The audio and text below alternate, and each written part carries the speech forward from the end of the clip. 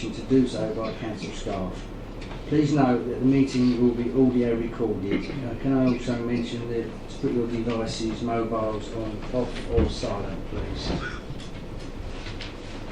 Welcome to this meeting of the Development Committee. Members of the public are reminded that this is an official council meeting and the items before us will be debated according to the usual council rules that apply to council meetings to which the public are admitted. Members of the public are not permitted to speak at this meeting unless they have previously registered to speak with member services. In this way, everyone present will be able to hear the debate and councillors will be able to make an informed decision. Agenda item 1. Apologies for absence have been received in the office from councillors George Iona, Bob Milne and James Newport. Are there any other apologies for absence?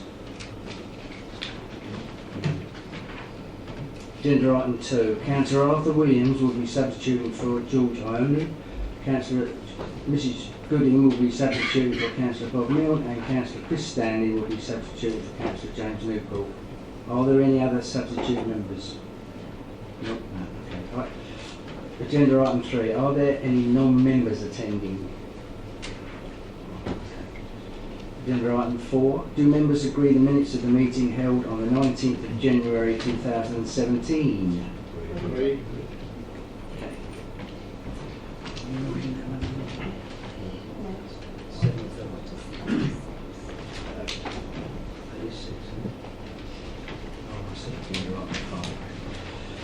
Agenda item 5. Do members have any interest to declare? No. Agenda item 6. Oh, sorry, yeah, go on. Non-pecuniary interest on item 8 by Peter Gary Neighbour. Okay.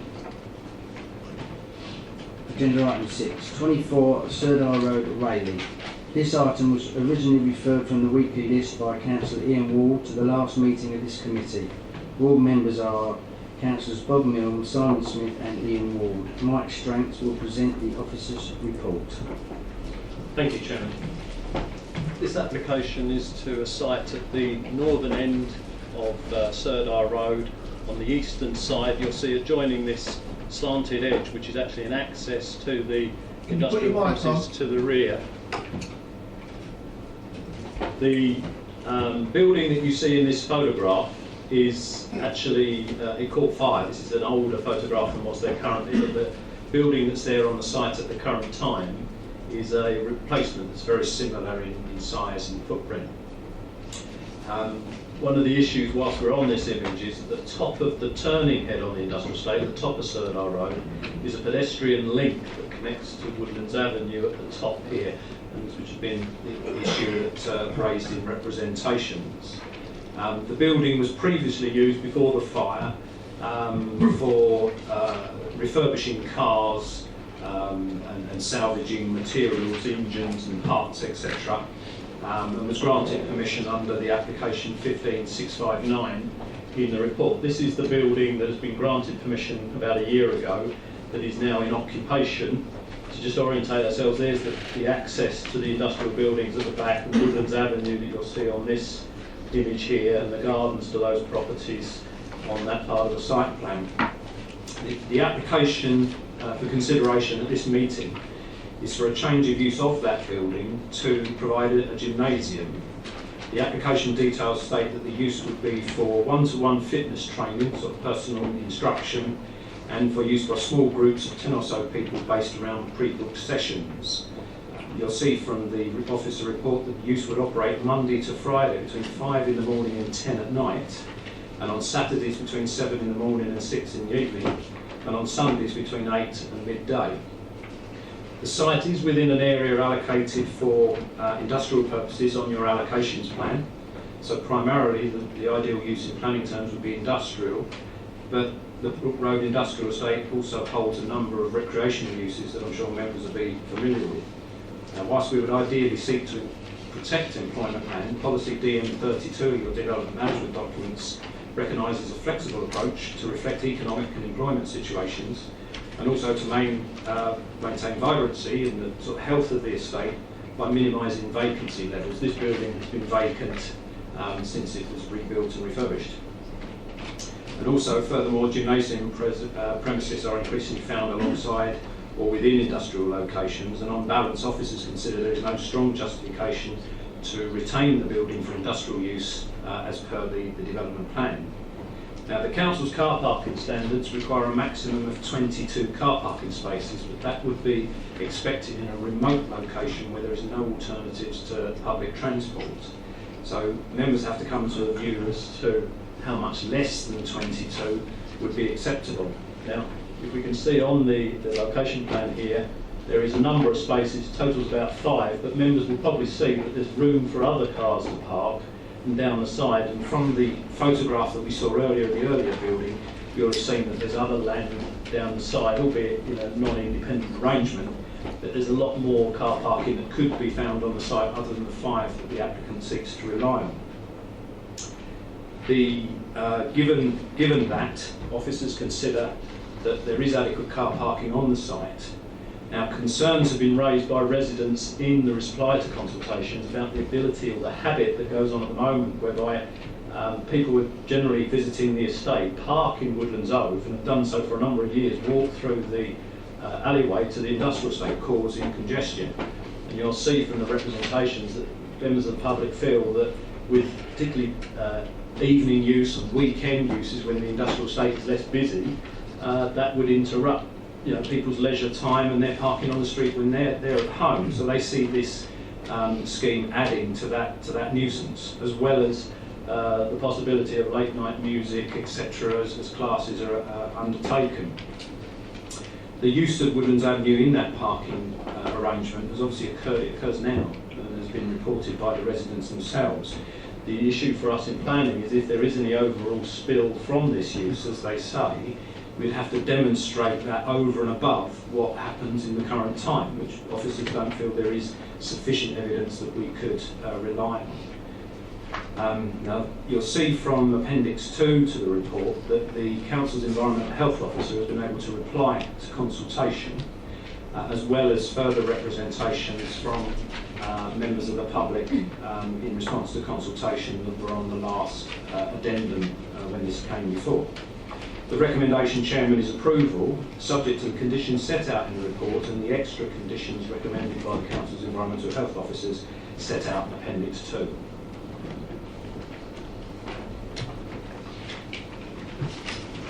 Thank you. We have one public speaker on this application, Mr. Robert Barber, who is the applicant. Can I ask you to come up to the speaking position to address the committee?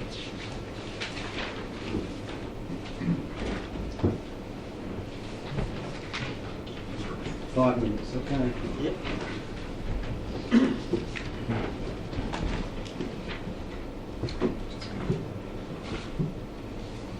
Hi, my name is Rob Barber. I'm a personal trainer and nutritionist who has lived locally all my life. Every day I help people improve their health, fitness, lifestyle and nutrition. I've applied for a planning application to change the use of 24 Serdar Road to a small fitness studio where we'll be offering one-to-one and small group training. This is nothing like a commercial gym like David Lloyd's offering his first, as I think that these types of gyms don't work when it comes to getting people real results at last. With our ever-increasing obesity and diabetes problem, I'm sure you'd agree. To make a big change in someone's life, I think it's crucial that they get ongoing support and shown exactly how to exercise and what to do when changing their daily habits. This is what I want for this premises, and this is more like a personal training studio rather than a main gym. The group coaching will mainly be in the evenings and weekends, which will be capped at 8 people per session. All the clients must pre-book into the sessions, so you won't have people just showing up and training when they want, like a regular gym. No one can train on their own, it all must be with a trainer. I understand that there have been a few objections from the residents of Woodlands Avenue who are worried about people parking on the road and walking through the alley into the studio. But like I say, this isn't like a normal gym, so people can't just turn up when they want. In the daytime, it will mainly be one-to-one coaching by me and 2 other trainers, and there's enough room on the site for 8 cars comfortably, which is more than enough for the one-to-one and group coaching. At the time of the group sessions will be held, most of the industrial estate has gone home, which means there's an abundance of parking around the area, and I'll make it very clear to all clients not to park on Woodlands Avenue. I also want to clarify that I will be playing music, but this will not be at a level that will affect anybody. All of my training is about coaching people how to move correctly, efficiently and safely, so I'm continually giving cues and advice to my clients throughout sessions. So the music must be at a low enough level for them to be able to hear me. Where I am currently is a studio in Rectory Grove on Leon C. There are shops either side of us, flats above, and many houses much closer than the ones at Woodlands Avenue. We've never had any complaints regarding issues or anything else, noise issues, sound or anything else of that matter. I'm a local guy from Hockley who's trying to create a small business around helping people with their health, fitness, lifestyle and nutrition. And I feel that having this facility in Rayleigh will hugely benefit a lot of the local community, provide jobs and give me the chance to help a lot more people with their health and fitness. Thank you for your time and give me the opportunity to speak. Thank you.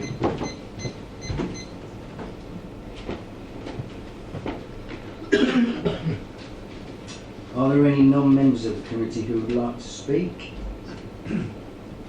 Councillor Ward, can I ask you to limit your speech to the maximum of 5, please? Thank you, Chairman. The issues causing the greatest concerns and anxieties are those which are likely to relate to a potential loss of residential amenity, inconvenience and nuisance in the neighbouring residential area. If we could have the map up, please. I will present reasonable material planning reasons why I think that greater weight should be given to both that loss of amenity and the increased nuisance issues, both of which have been cited by Rochford District Council's Community Safety Officer. It's been stated that because industrial sites in the district designated as either B1 or B2 have been found suitable for this change of use to D2, it does not naturally follow that this particular site does. In general, I agree that this concept, where an empty property could be rejuvenated by its change of use, producing both employment and business tax revenue, is beneficial to the community as a whole. But I think in this particular case, the gym, if it were situated elsewhere, away from its current site, would not be raising the issues and concerns being addressed this evening. The problem with this particular proposal is the site's immediate proximity to neighbouring residential properties, as you can see, and the easy access to the proposed gym through an alleyway via a residential cul-de-sac, which lends itself to being in a quasi-residential area. Several years back, residents raised concern about motorcycles making shortcut journeys to and from the Brook Industrial Estate, riding through this alleyway, albeit a right-of-way, but one designed for pedestrian traffic only. To solve that particular issue at the time, I was instrumental in getting barriers erected to mitigate this persistently dangerous nuisance factor. As it stands, that alleyway will provide an irresistible shortcut to users of the gym, some of whom will inevitably park in Woodlands Avenue, walking through the alleyway purely because of its obvious convenience, without any real mitigating factors in place to prevent it. To aggravate the situation even further, the hours of opening proposed will far exceed any of those ever having been experienced by residents previously. With this potential loss of local residential amenity, where gym patron parking could cause lack of parking spaces for visiting friends and family, possibly leading to overheated arguments regarding parking rights, plus additional disturbances due to returning early morning and late night users, disrupting the peace residents have previously enjoyed. The possibility of continuous loud music emanating from the gym was another element of concern. Because of its close proximity, occasions would surely arise in summer, for instance, with windows open and residents enjoying the peace on their gardens at weekends could suddenly find that peace shattered by music emanating from the gym. It would be unusual on hot summer days and evenings for the gym windows and doors not to be left open, allowing fresh air to circulate for those inside, leaving those neighbouring residents wishing to enjoy their gardens upset at further disturbance to their own peace and quiet. To sum up, I feel that it is unfortunate that the siting of these premises, with its easy access through a residential cul-de-sac and its immediate proximity to the rear gardens of so many neighbouring properties, is the real problem and not the concept of a gym on the industrial site. Under those circumstances, This gym, I feel, will not be a good neighbour to Woodlands Avenue residents. Therefore, I would ask the committee to consider refusal on the grounds of various nuisance issues raised due to its close proximity to a quiet neighbouring residential area, together with the potential loss of existing residential amenity because of the absence of any clear mitigating factors. I would also ask the committee, if it is so minded to approve this application, to consider conditions that provide sufficient soundproofing and air conditioning to the highest standards to mitigate any noise nuisance that could be created within this premises, together with restrictions on usage and conditions for no outside activities likely to cause any disturbance. Thank you, Chairman. Thank you, Councillor. Are there any committee members who would like to speak on this application? Councillor Steptoe, and I remind you again that you limit yourself to 5 minutes, please. Just a question, Chairman, if I may. With regards to the industrial use of the property, is there any restriction in hours that it could be used in industrial unit? And if it was to remain as such, and is there any other restrictions as it stands at the moment?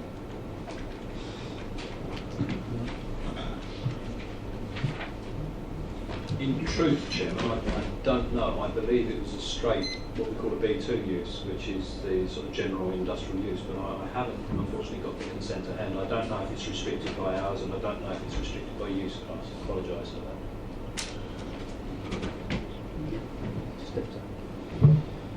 So would I be correct in assuming that if it was used as an industrial unit and they wanted to work shifts in the evenings and overnight, that there wouldn't be any restriction on that basis if it was an industrial unit? Chairman, thank you. I would expect so, Chairman. I don't recall when the application was dealt with previously for the refurbishment and the rebuild following the fire, there had been any contentious issues that would have precipitated more restrictive conditions. But unfortunately, as I say, I haven't got the decision notice to refer to. I wish I had now. Sorry about that. Councillor Stanley. Thank you, Chairman. From what I've heard is that this is a one-to-one gym and not a full-blown 20-party thing.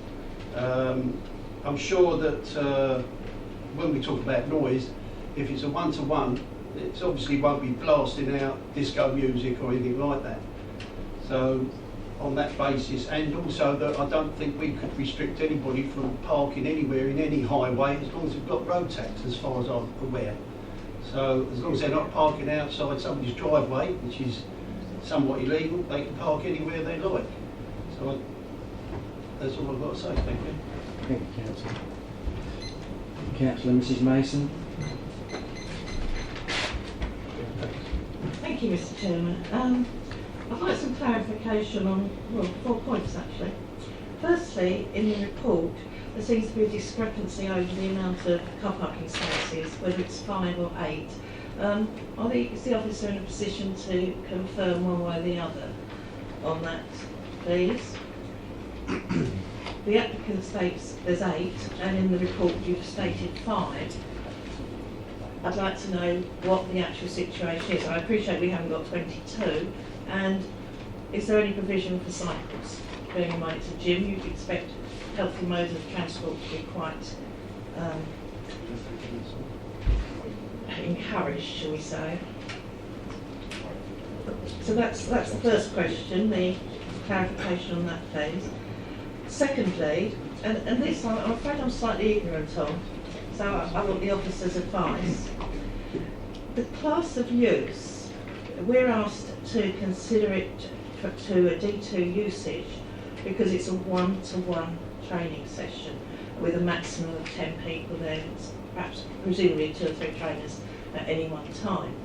However, if we do grant permission for D2 usage, would that permission then allow normal gym facilities to take place on that premises or not? Or have we the ability to make the class of use restricted to what is applied for? So that's the second question I'd like some clarification on, please. The third and final question is that the question of residential amenity is of natural concern. There's no soundproofing proposed, and there's no soundproofing analysis done. I don't know much about one-to-one gym sessions, but I understand that some of them can be done using headsets. So in that case, if that was done, the noise would not be intrusive. Again, we have a lack of information on that situation, but I do think that the further information provided by our environmental health with those conditions would probably alleviate that problem. But I would like responses to clarification on those points, please. Thank you. Thank you, Chairman. Not in the order they was asked. The soundproofing, you have the gift to be able to impose a condition requiring that if you see that necessary. But I use the word necessary. Our colleagues in environmental health have considered the application that may have given you a comment late. But you'll see that from what they can see of the application and the nature of the building involved, etc., they suggest 3 conditions which they feel would mitigate. Soundproofing is obviously quite an expensive thing to do, and in their view it's perhaps not necessary to go as far as soundproofing if these conditions are met. Obviously under environmental health, if there is noise created that is a nuisance, then separate legislation under environmental health kicks in anyway. They serve notices on the perpetrator, etc., all without the need to do soundproofing on the buildings. The second use class C2, member is correct that it's D2. It's the assembly and leisure category, so unfettered, uncontrolled by any specifics that you might tailor to this scheme. It would allow things like bingo halls, dance halls, nightclubs, other recreational uses generally. Now, members did ask that could you, if you were minded to approve this, could you tailor a specific condition, perhaps to limit use on one-to-one basis in counselling sessions, training sessions like you've heard. That arguably could be reasonable as you try to balance the residential amenity issues that have been expressed in the application. But the government advice nationally tries to encourage you to not constrain a building so that it's always available. If it's got a D2 use, it can have freedom to move between occupiers rather than every time somebody, perhaps if this business became a success and moved to other premises, what it would leave behind is just a use to be used for what you grant permission for tonight. Whereas the government would say if it had a general D2 use, its marketability would be such wider. But if members find that in order to grant permission it must be restricted like that, you can use a condition that limits it to the use and the nature that you've heard tonight. In terms of car parking, when we described the application earlier, you'll see there are 5 spaces that are laid out in your layout. So the plan that's been provided by that, and they're each independently operable, or what our highways colleagues call independently operable. So you could drive in and out, like you do perhaps in supermarkets and stuff, without asking somebody to move. But when we saw the aerial image earlier on from the previous users, they were able to park up the sides here. There is no, I think that may be cycle provision. There may be a cycle rack, but you'll see there's room to do all that within the site. There's room perhaps for staff to double park up the side here because they'd ask each other to move, freeing up the forecourts for customers. So that's why I said when we looked at it, whilst on paper they have shown you 5 good operable spaces, there's clearly a lot of potential to provide more should it be required with a bit of on-site management, and hence why in this case we don't object to the parking provision. There's more than 8 spaces there if you, more than 5 and at least a good 8 or more if you needed to park there, Chairman.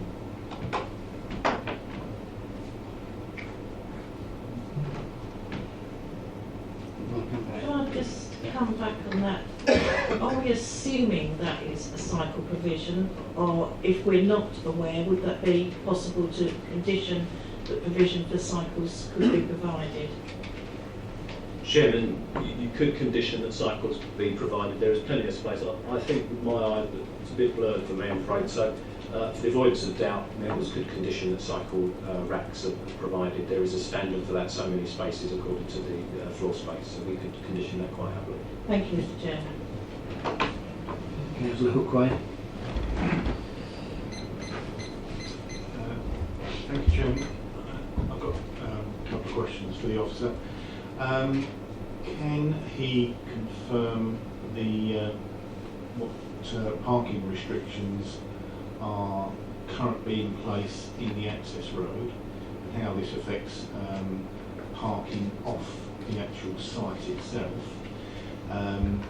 Is there any possibility of minimising any of those parking restrictions to increase parking in the access road, if that's possible? Also, bearing in mind the applicant stated that these sessions are for minimal group usage, is it possible to condition the parking spaces so that they're numbered and that they can be allocated and logged to people who book into these sessions? Thank you.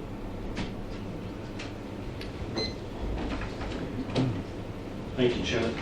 The streets that are in the general industrial estate are all county adopted, and they all have double yellow lines. So the double yellow lines are enforced by the local parking partnership. I'm not sure of their total hours of working like this time of night, but when we do our site visits, they're clean. You think there's a clamper in town. You know, nobody seems to park. It wouldn't allow, obviously, for any revised arrangement. I don't know if the parking partnership allow for any kind of ticketing or permitting. What is different about this estate? Further down here on the Brook Road edge near the A127, there is a long stretch of, I think just land they've tarmacked over or whatever. You can park lots of cars. Obviously, it serves the whole estate. It's not just available for these people. So people can park here, somewhere there, and perhaps walk up to this part. So there is some limited overflow capacity, but the roads themselves are subject to double yellow line restrictions. So it's prohibited 24 hours a day. You're able by planning condition to number car parking spaces and perhaps, invite the applicant to submit a parking management document in which you can set out what you expect to see. It's like a booking arrangement allocating parking spaces, perhaps as well as, I might suggest, the sessions, but also separate for staff, so that there isn't the sort of double parking and things like that. That is possible. It's a bit extreme, but it can. It is a justified planning condition if members feel, given the on-street parking limitations, etc., that it's necessary in this case in order to grant permission.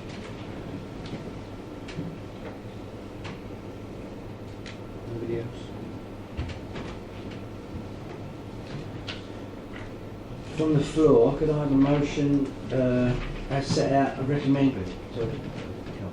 Councillor Steptoe. Yes, Chairman, I was going to say that I propose that if the committee is of a mind to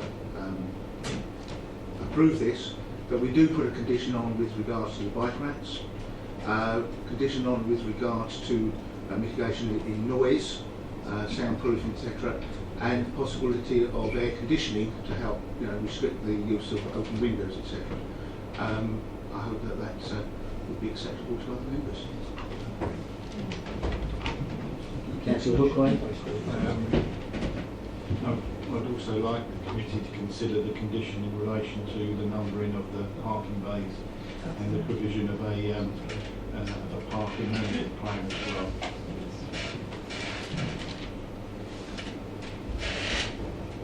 Okay, that one? I'd like some time to get the list checked if you do. Okay. Councillor Mrs Mason. Thank you. I think from what we've heard is that we're all concerned, but we would like to see if we can make this work.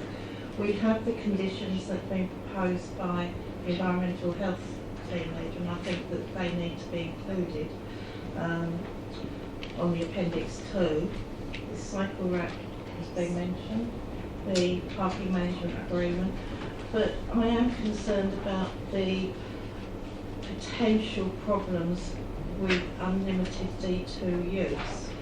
And whilst I note the officer's comments that it would be unusual perhaps and in general undesirable to make that sort of regulation, I think if it wasn't for that type of constraint, I would be minded to refuse the application even with the additional conditions. So I'm asking, would members find it acceptable to put the restriction on the class use to the personal, as outlined in the application for the one-to-one use, so that we don't find that the potential problem that we all perceive may happen should there be a different type of D2 use here is avoided. Thank you.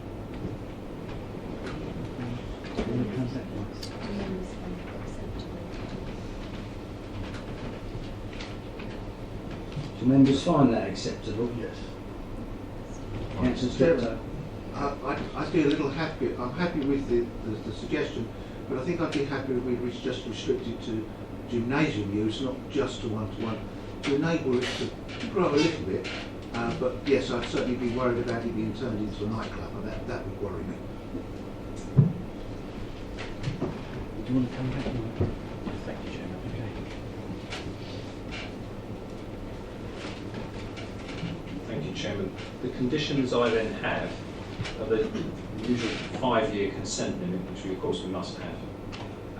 The colleagues' environmental health conditions, no amplified speech or music broadcast on the external areas of the site. The windows to be cut and shut during periods when amplified music is played, and that no internally generated music will be audible at the premises boundary. For the uninitiated, that's a noise assessment test. We then go on to the conditions members will be considering the parking management plan, soundproofing, the bike racks, submission of details for air conditioning, numbering of the parking bays as a separate condition, the restriction to the D2 use I've got here for one-to-one sessions. Is it members' wish that it be changed to gym or? Up to 10. Up to 10. Up to 10. As in the application, up to 10. Yeah. I think I've got that, Chairman.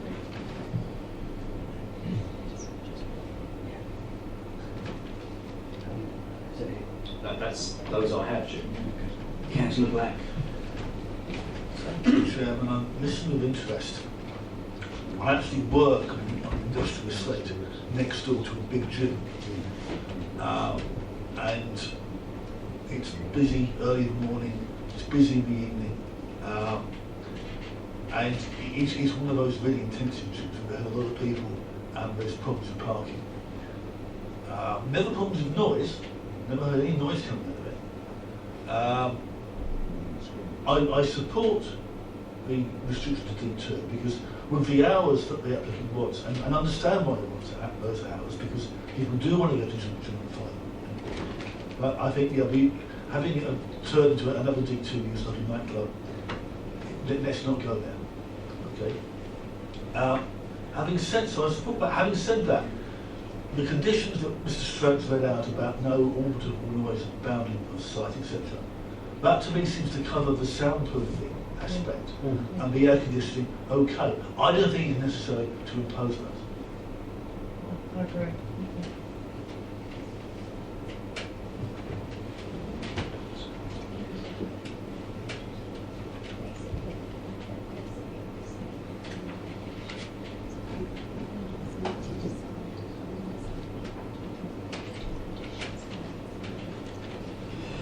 Are members happy to drop those two conditions? Councillor Steptoe. Chairman, if it helps, what I would suggest is once the an audible boundary check is made, if there is noise there, then it will require some soundproofing. So it will be dependent on that test.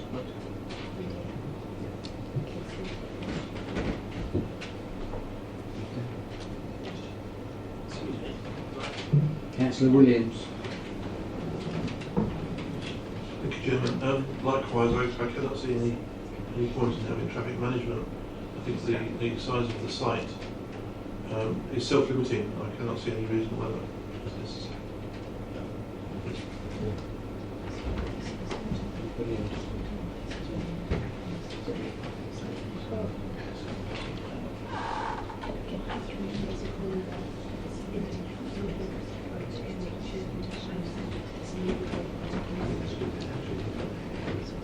Do we need members to agree to the conditions? Sorry. Could we just have them all read out so we Yeah. have our consensus, please? Chairman, as a result of a brief debate, the revised list of conditions now, the starting 5 years is standard, the parking management plan, the bike racks, to number the parking bays, the restriction to D2 use as a gymnasium up to 10 person in size sessions, no amplified speech to be broadcast in the outside areas, windows to be shut when music is played, and no audible noise to be generated at the boundary.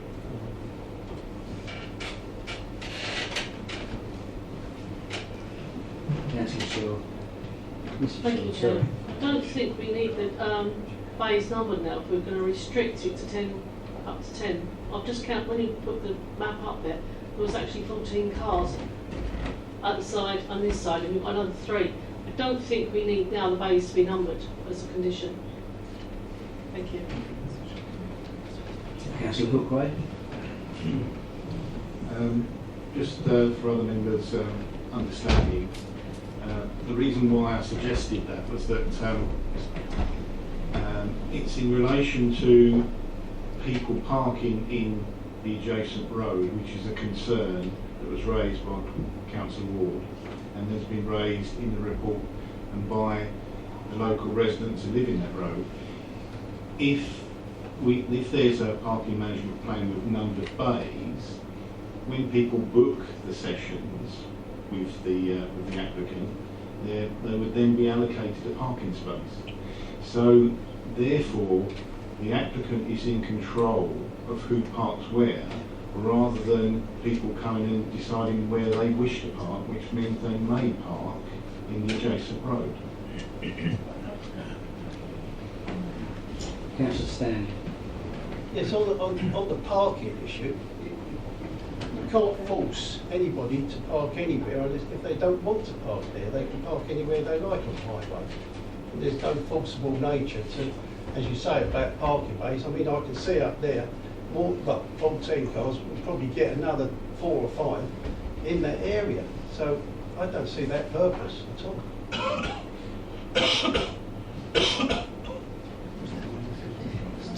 It doesn't matter, it's still the same. Do members want to vote on that particular issue? The numbering of the bays and the parking management plan. Can we have a show of hands for those for?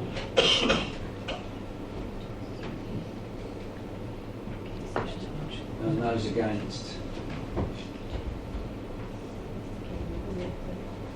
Okay.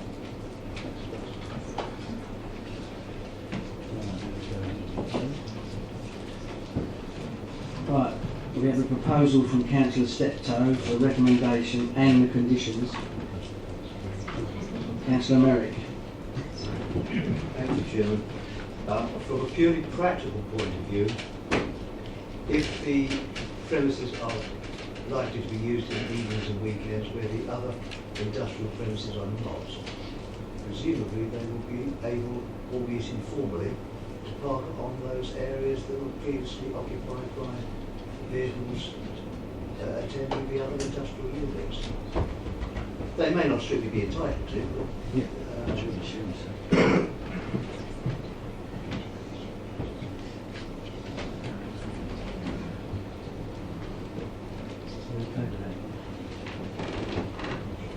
Forgive me, Chairman, I'm not entirely comfortable, just so the members are clarified. A lot of these premises are all separately, privately leased. So if members are thinking that in the, say, 9 o'clock at night, people can park on other premises, and surely they would need those premises as admission. Some of these places are gated as well to prevent theft. What I think members can rely on is the area that's, I would call a short walk, down here, the long area of car parking. I would expect during social times, weekends and evenings, that to have quite a high availability. I know there's railway karting and other premises of a leisure use that might also use that. But I think members can rely that in weekends and evenings, the area that adjoins Brook Road itself, that would be available if that's what members are seeking. But I would caution members about relying on other people's premises.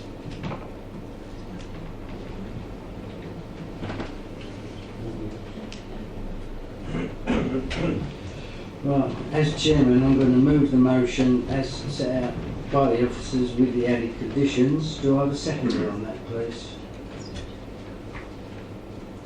All those for?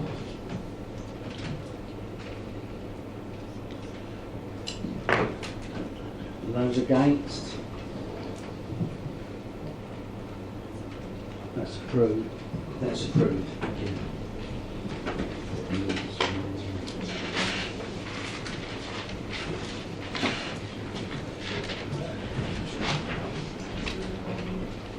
Right, we're going to move item 9.2, slot that one in next. It's the land rear of 59 Royal Lane, Rayleigh. This item was referred to the council by Councillor Chris Black.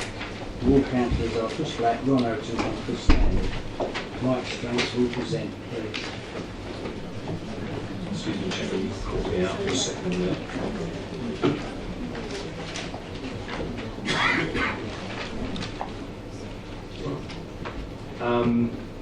This application, Chairman, is to a site here, identified easily, you can see it, by the former chimney that used to exist on the front of the house, with a landmark in this road here, and the garage that's here to the existing place. We can't see the development that's been built now, but there's a large rear garden that opened out at the back there. There is our site that concerns us tonight.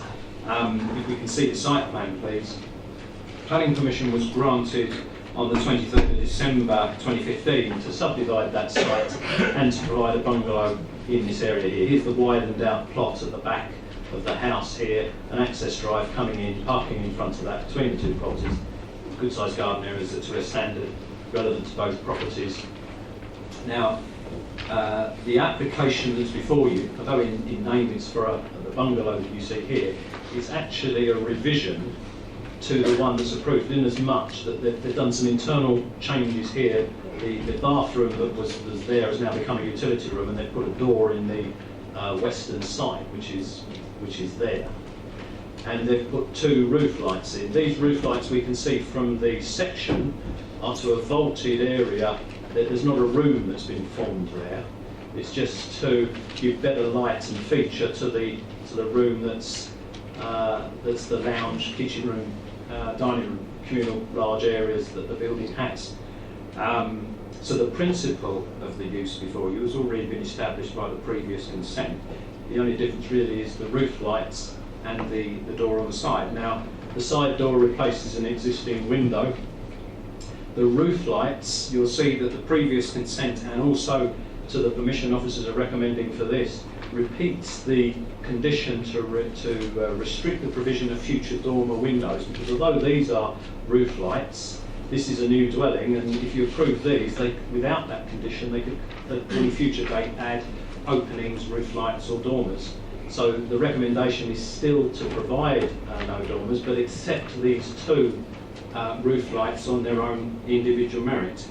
On the addendum, members will see that there's a letter from the applicant's agent just setting out that this is, as I've just explained, a minor change to the application that was previously approved, and that's the basis of how they will speak to you tonight. The recommendation is therefore approval subject to the conditions set out in the officer report. We have one public speaker for this application, Ms. Ella Sliney, on behalf of the agents. Can I ask you to come up to speaking position, speak to the committee?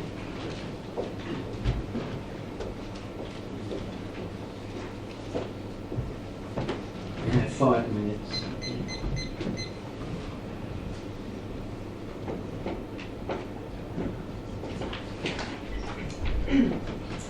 Good evening. Thank you for the opportunity to speak today. My name is Ella Swiney, I'm the legal executive for LSR Solicitors and Planning Consultants.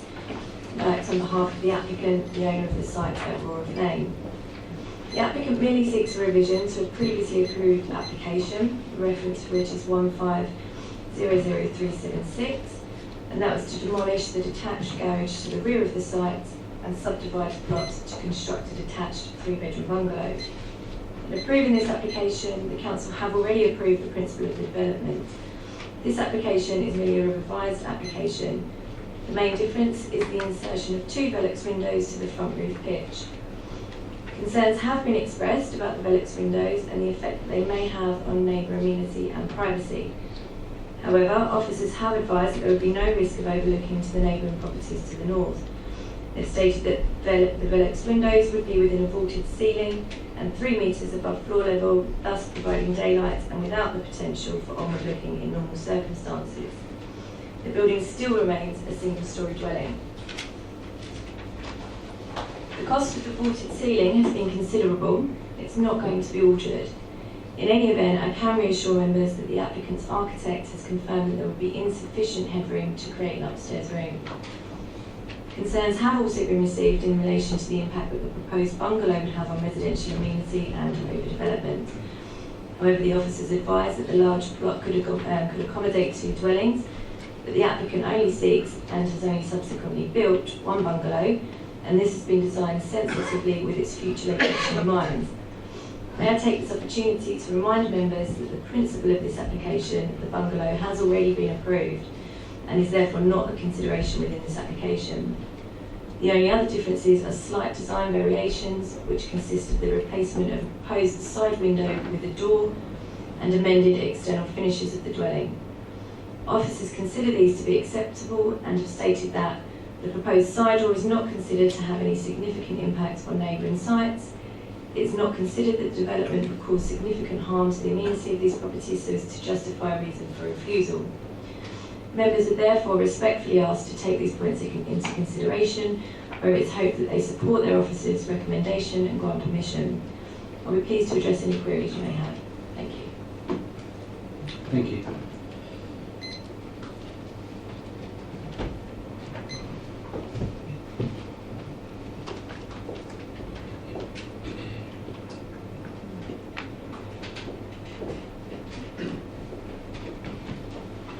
Are there any non-members of the committee who would like to speak?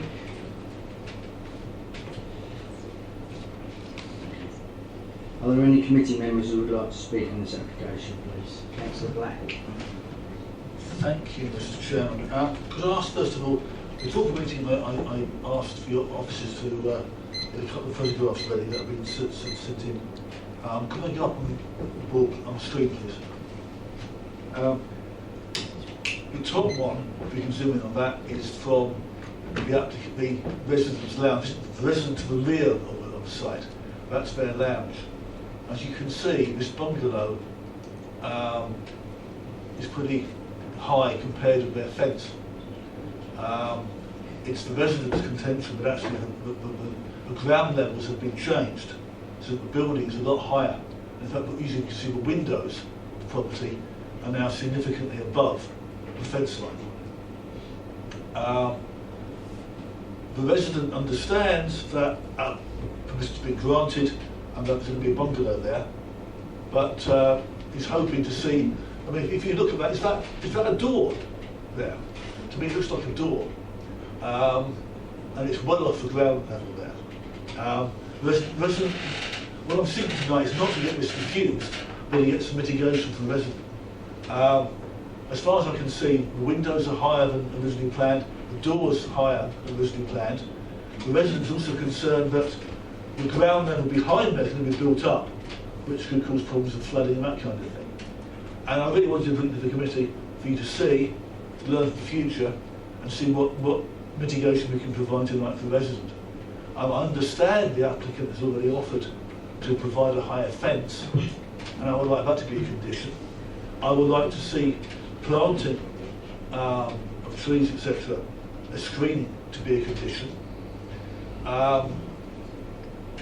Permitted development rights are already withdrawn, but I wondered if there's a condition we can put on to prevent the ground level at the rear of the property from being built up, which would reduce, if it is built up, reduce the privacy of the resident there. So that's what I'm seeking tonight, and any other suggestions that members may have.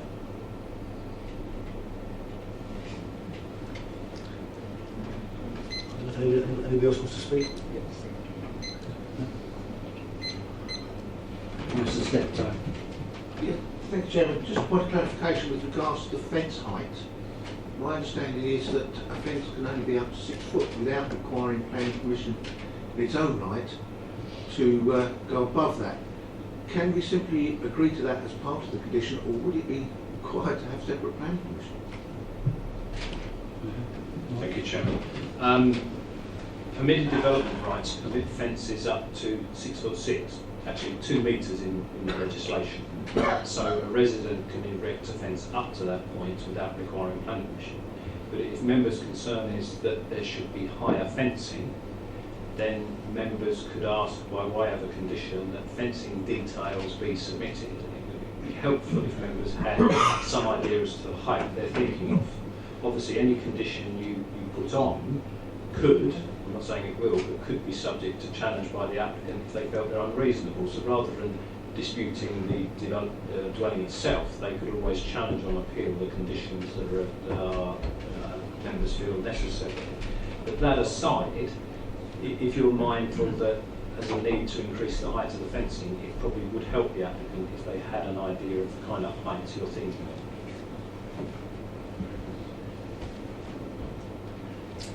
Councillor Hook-White. Yes,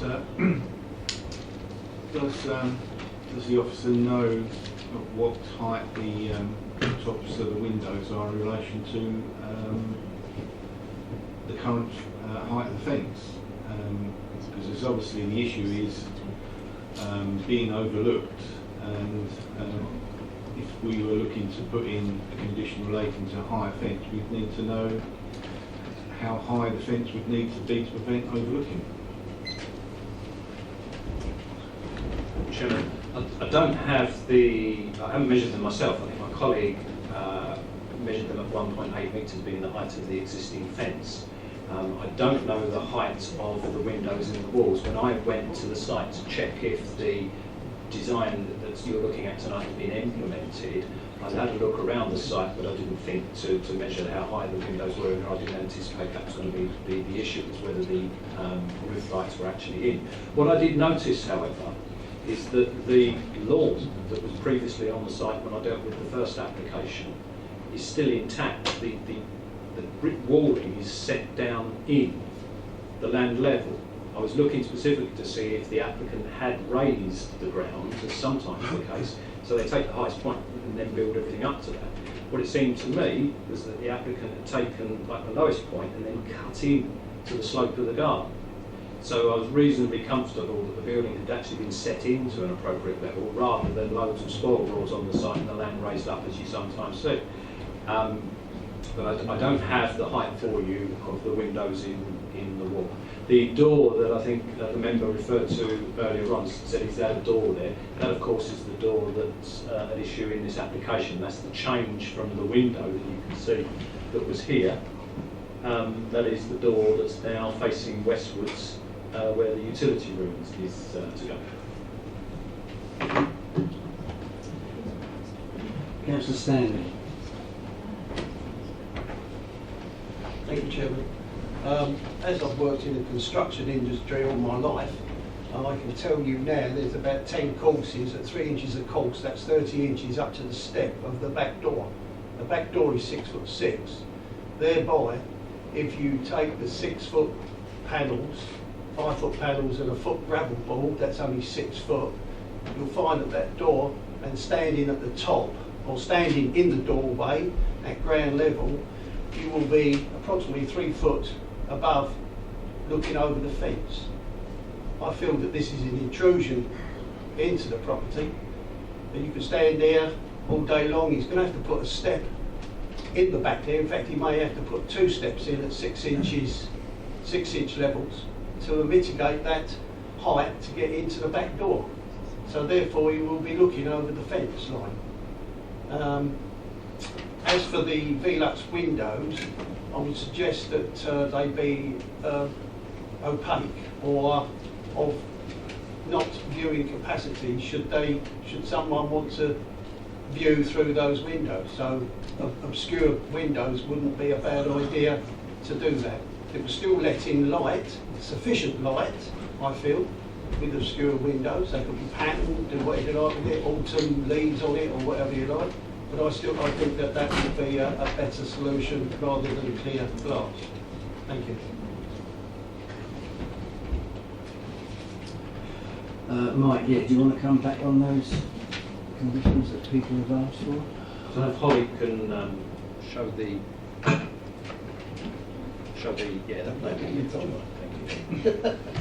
I'll just go back to the point, Chairman, briefly.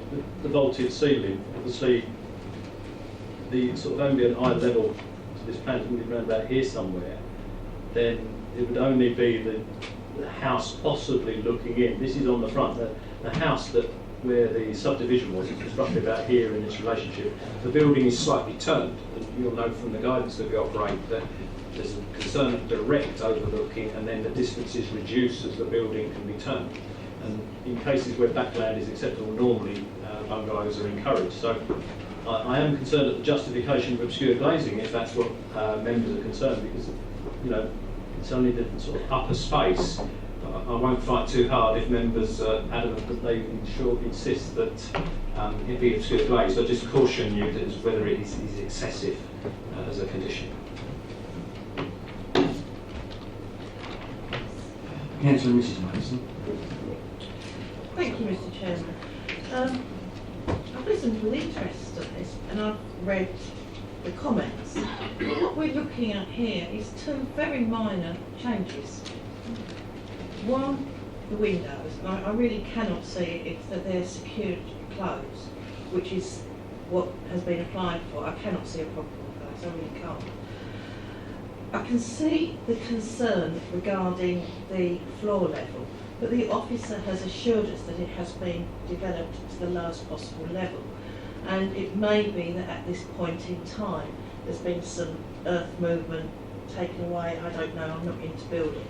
But what I will say is that I have, where I live, a house very close to me, and I have a 6 foot or 2 metre fence, if you count the gravel walls, in between me and my neighbour. I can see the top of the window. It's very much like you're showing there. I cannot see into their property, they cannot see into mine. Even if I was to go right up to my fence or stand into my property, which is built slightly high, it doesn't have any intrusive effect. So I'm not quite sure what we're being asked to alter, because from what I can see, this has been built in accordance with the original planning application, and we're asking for a minor alteration, and I would be minded to approve it as per the officer's recommendation.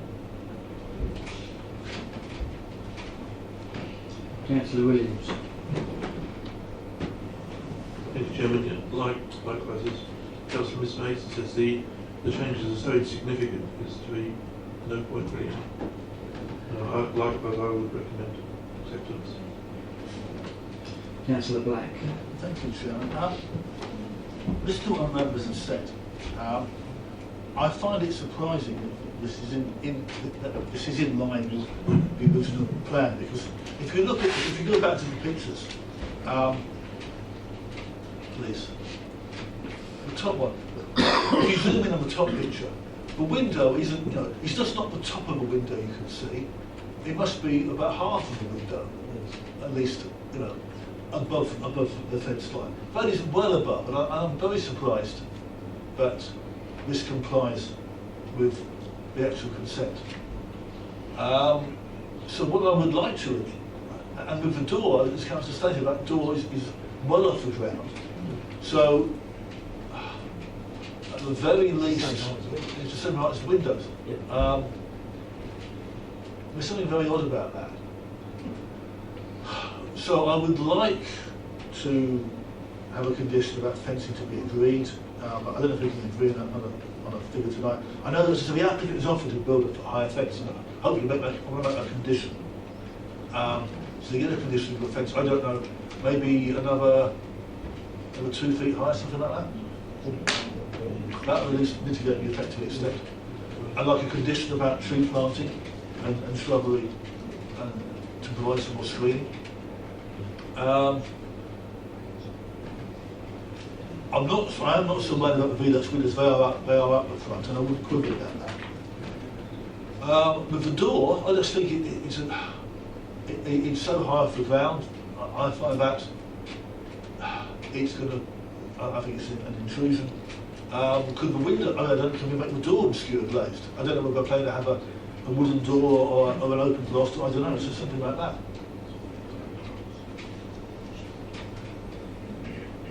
And is there any condition we can put on with regard to drainage at the back? Because the resident is concerned that the ground level we built up substantially at the back in line with the door level. If it's a couple of steps by the door, that's one thing. If he's going to raise the whole level at the back, that'll be something else. Is there a condition we can put on about that?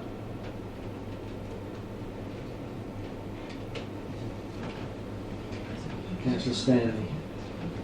Yes, as you can see in the picture there, the door height will be and should be the same height as the windows, without a doubt.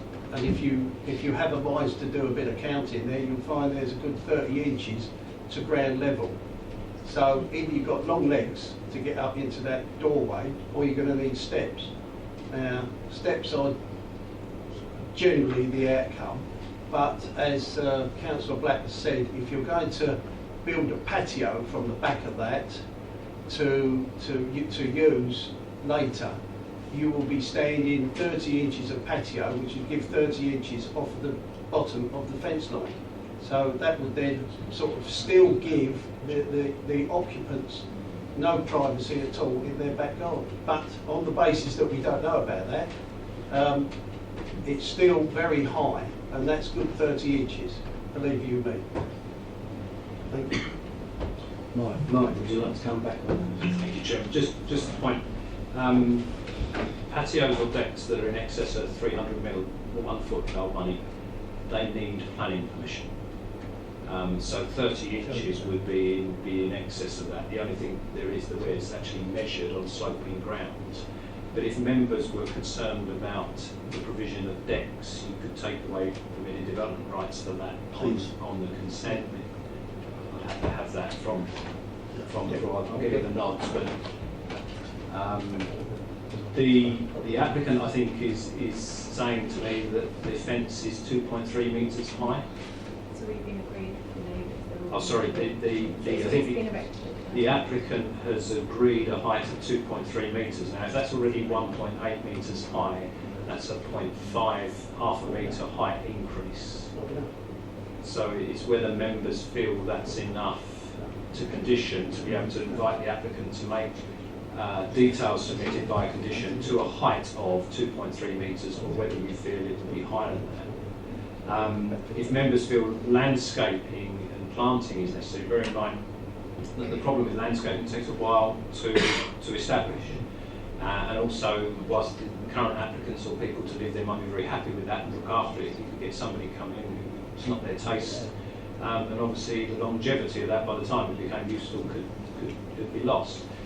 Sometimes, rather than have a boundary like a landai hedge type screen, you get discrete privacy by occasional planting, so you've got fruit trees and things like that.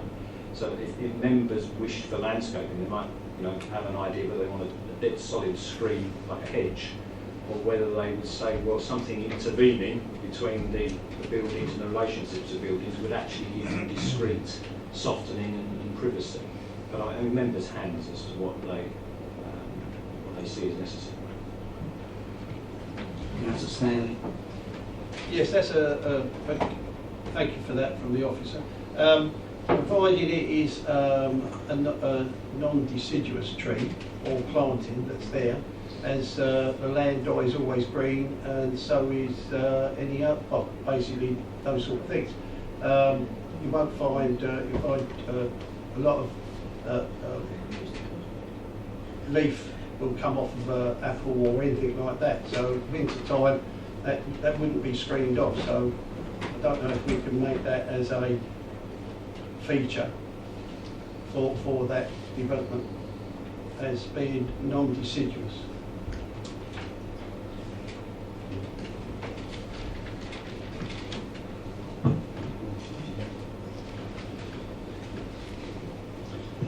Looking at the design of the bungalow and the fencing, I think any greenery, hedges or trees, it's going to be very tight on the corners of that property. It seems too much of a restricted space to plant hedges there. Councillor Septo. Thank you, Chairman. I would have a grave concern with particularly liandite trees. I'm not sure which orientation of this building. As we're looking at the photograph here now, are we looking, which direction are we looking on the point of the compass? Chairman, the bottom photograph is looking northwards at the back of the chalet before the bungalow that you see in the top photograph was built. So both photographs are looking north. Right, okay, so that's less of a problem because it wouldn't block the sun getting in. But I can, if we have liandate planted there 5 years down the line, we could have big issues about what happens to liandate trees and the complaints we get on those. So I would be very concerned about that. Councillor Black. Thank you, sir. Yeah, perhaps there are three things I'm looking for. One is fencing to be agreed. Second is screening to be agreed. And thirdly is removal of permitted development rights for decking and that kind of similar structures. Now, as I said, unfortunately, the resident who objected is in hospital at the moment. There has been, I think, some goodwill from the developer willing to talk about things. Could the conditions on fencing and screening be left to be agreed between officers, subject to consultation with all members? Is that possible? Rather than delay things too long tonight?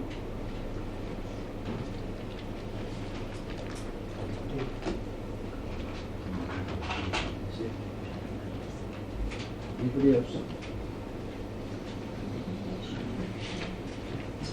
I'd like to move the recommendation from the chair as set out by the officers and subject to the ward members meeting up. Do I have a seconder on that, please? All those in favour?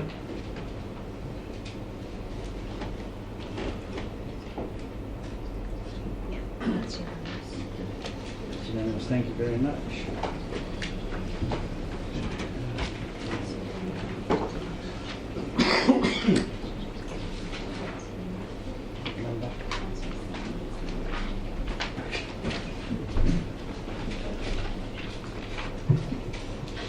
Item 7, Whaley Sports and Social Club, London Road, Rayleigh.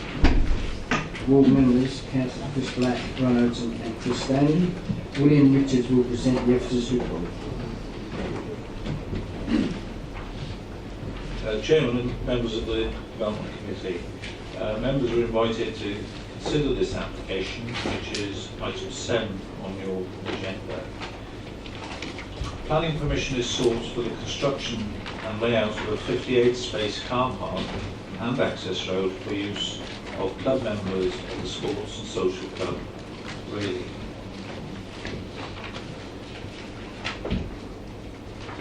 Excuse me. We have a slight technical hitch here when I get to the next slide. Okay. Apologies, Chairman. This is the application site, not the whole site. If I could just point out, the application for the car park is in the northeast corner of the site. That's the football clubhouse and changing room. The area in red measures 4.7 hectares, and as Mike says, in old money, that's about 12 acres. And the area proposed for the car park on the northeast is 4% of the site area. That amounts to just under half an acre. The proposal is linked to a related planning application for a residential development and the replacement of a care home on the adjoining site to the east, known as Timber Grove. The site of the application, which is currently in the department and will shortly be coming to members for consideration, that is the site edged in red. The application site is down here. That's the sports ground, and that's the position of the car park just there.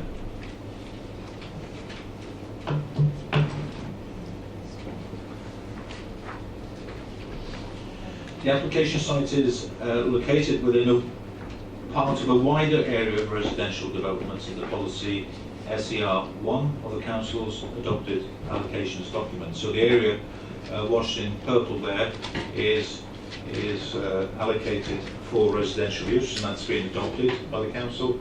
Again, that's our application site here. Just to let members know that the area of the sports ground will not be likely to be developed because the developments of other sites within that purple area coming forward at a reasonable rate.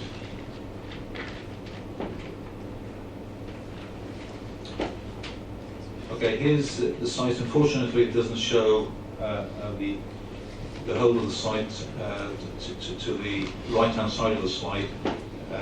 That is the area in question. You can see at the centre of the photograph that is a cricket square, and in the middle, perhaps I can point it out. That's a cricket square. That's a main football pitch, and there are junior pitches here. 1, 2, 3, 4. And since the car park is coming across there, taking part of 2, then with a realignment of 1 junior pitch, the net loss would be 1 junior pitch.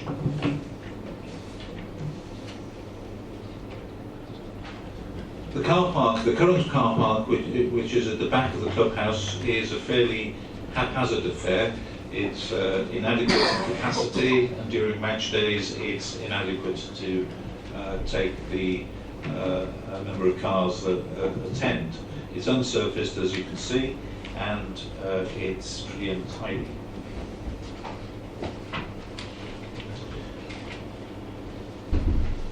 That's another shot of the page. I'll ask my colleague if we can pan to the right there. No, I'll be told we can't pan to the right, but there we go. I'll skip that one. That's the. I can go back. This is a view of the. See, to the right of the pitch there. Right of the shot, we have that view. That's the view of the proposed car park. You can see trees on the boundary, and it's a level site. That is, I think, one of the changing rooms, and that it sits alongside some metal containers, which is used for storage. It's all pretty haphazard, I suppose. It's all had planning consent, but it's all pretty untidy generally. That's the general impression.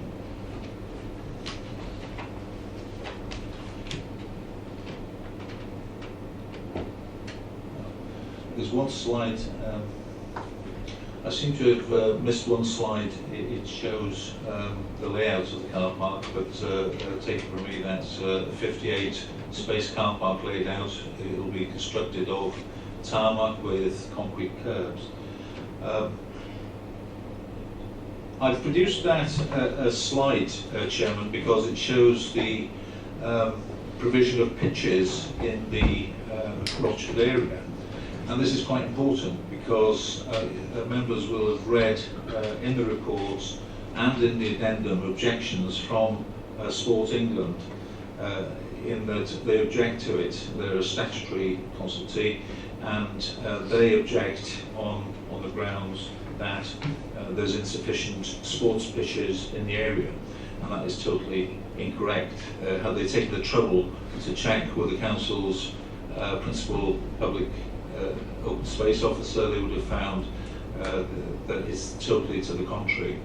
That basically shows the capacity of the pitches. For every pitch, you can have two clubs playing, one away and the other would play at home alternatively.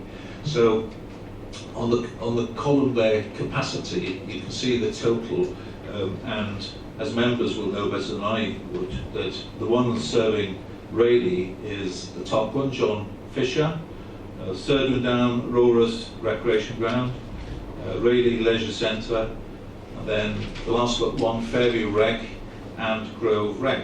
And so under capacity there, if you total the ones I just read out, that is 31 pitches. These are not just junior pitches, these are full-size pitches for senior games, so there's 31.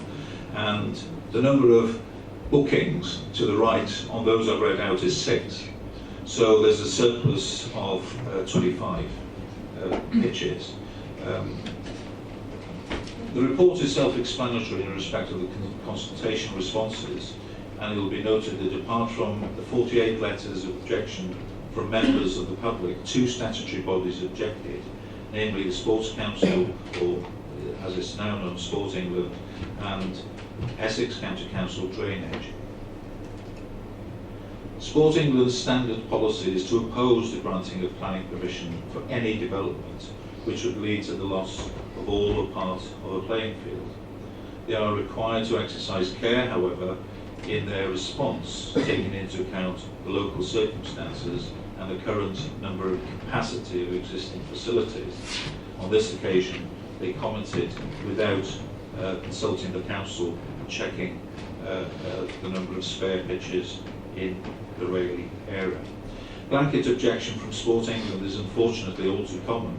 I come across this quite frequently, and as in this case, objections are lodged even when there is surplus pitch capacity and where the land has been designated for housing in this case, where the land would not be available in any way for sports. In terms of Essex County Council drainage, they object as no surface water proposals were submitted with the application. However, these can be subject of a planning condition and does not justify a refusal of planning approval. That is the government's policy that if you can overcome an issue by condition, then that is the way forward. The addendum, which has been circulated, I'm sure members have read the further email from Sport England, contains further communication, and it effectively says that the council is, if the council is minded to grant planning permission contrary to their advice, the council would be required to report the matter to the Secretary of State, communities and local government, which would probably result in a public inquiry unless Sport England withdraws its objection. I'm happy to answer any questions in respect of Sport England's objection, the contents of which, as I said earlier, is factually incorrect. There is not a shortage of football pitches in the district, according to the Council's adopted supplementary planning document, SSP, playing pitch strategy, and I'll read a section of that so the members are absolutely clear as to the position of their adopted SSD. In terms of football and current situation, it says, at the time of the study, there appeared to be sufficient provision of football pitches in community use to satisfy existing demand. In all parts of the study area, that's the whole Rochford area, there were surplus pitches available to absorb any sudden upturn in demand. And then in terms of future situation, it goes on to say it is unlikely that the level of demand for pitches will change in the foreseeable future. And so this chart you have in front of you now does clearly confirm that position, and that came out this week and is not out of date. So the recommendation, Chairman, is to approve this application subject to conditions regarding surface water and drainage and archaeology. Thank you. We have two public speakers for this application. First of all, Mr. Les Fordham, who is the applicant.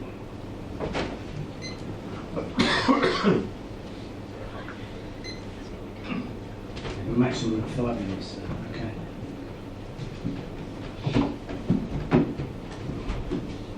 Well, just to make it clear, we mentioned about the car park. We will be losing that. The road is being built on, so once next door gets approved, Timber Grove, we have no parking facilities. So the need for car park. So the need for the car park is very, very important to maintain and running the club. What we can guarantee is that we will always be able to provide 2 mini football pitches for Rayleigh boys to play on. The car park will be a much better surface than we've got now. The porta cabins that Rayleigh boys use will not have to be moved. And the sports and social will function with the new car park and be able to provide football facilities at a greatly reduced cost, not only to Rayleigh boys but to Rayleigh Town and to Wheatley's. And as far as Sports England, I'm very disappointed because I had a meeting with Sports England when the proposal first went, and they were basically in approval of what we said. We welcome them going to the Secretary of State because we will still provide the facilities that we provide down to Rayleigh boys. That's all I have to say. Thank you.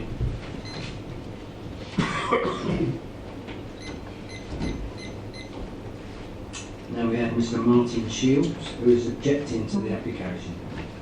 Yeah, 5 minutes.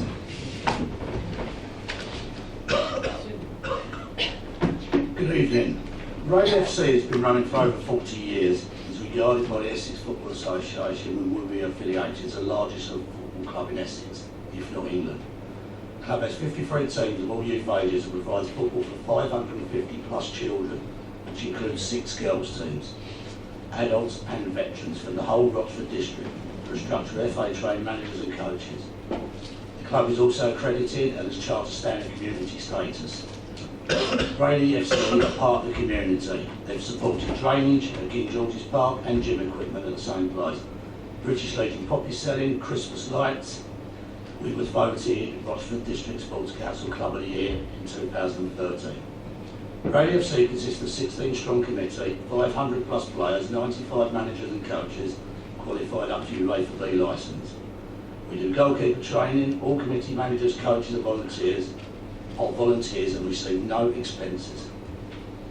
Despite being established for over 40 years, the club do not have a single home but play their matches at a ground in London Road, Rayleigh, Rayleigh Town Sports and Social Club, Downhall School, King George's Park and the leisure centre pitches at Royal Lane. The current planning proposal you're about to discuss will result in our 2 5-side pitches being turned into a car park and the movement and the removal of our 3 portable storage shelters. This I cannot see how it won't happen when it's been stated it won't, because the car park is on top of them. This will have a major adverse effect on the youngest age groups from 6 to 8 years of age and will affect 12 teams within the club by removing these facilities with no contingency plan to replace them anywhere else. A much used facility will be lost to the district. These pitches cannot be replaced at our ground in Rawcliffe, as space does not permit and we will be in breach of planning for the area. The area has been used in the last 8 years to raise over £33,000 for charity with our charity five-a-side tournament. Rayleigh FC reclaimed these pitches at Rayleigh Town Sports and Social Club 12 years ago, using volunteers to conduct all the work and making an homegrown area a facility to be used. We have also spent money putting in goal sockets and supplying shelter and storage areas at no cost to the community. These pitches are cut, lined and maintained by club volunteers at no cost to the taxpayer of the district. This is proposed to be taken away without any consultation by the planning department, and that is factual, developers and the district council. We have been completely ignored, yet we are the only incumbent and the only club upkeeping and using these pitches. We are the largest user of Rayleigh Town Sports and Social Club. There are 2 teams in Rayleigh Town and there are 3 teams in Wheatley's. We equate to more players. As an example, Basildon Council, when the proposed development of Gloucester Park was discussed, moved all of the teams that play there to new pitches sourced from a farmer at Barleylands Farm and moved them at no cost and with rent paid for 8 years. This was a very proactive approach by the council and realisation of the important part that volunteer and sports providers in the community play.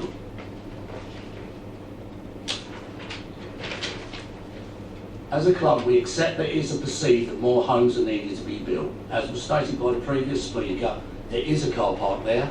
Everyone exists there at the moment, but the reason is being turned into a road and the car park is being taken away. And I do accept that Rayleigh Town Sports and Social Club need a car park. There's no argument with that. But how can it be practical to build 68 more houses with no provision or infrastructure? In effect, let's invite more potential children to the town whilst removing facilities. This surely cannot be logical, which has been highlighted by Sports England in a supplementary report, not to mention the objections from the Environment Agency and the Archaeological Society, all that seem to have been ignored in the proposal to approve the application by the Planning Department. Rayleigh FC requests that the elected members of Roxford District Council on behalf of the children of the district reject this application until suitable other facilities have been found within Rayleigh for the club to use with provision for our storage facilities we currently have.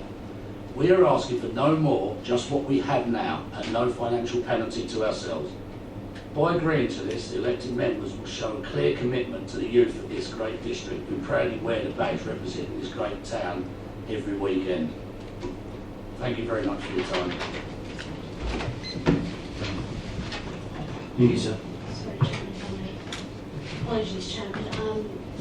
Members, you are to declare a non-pecuniary interest on this application because we own the site. However, it's fully leased to Rayleigh Sports Social Club. The lease is not a material consideration under this planning application.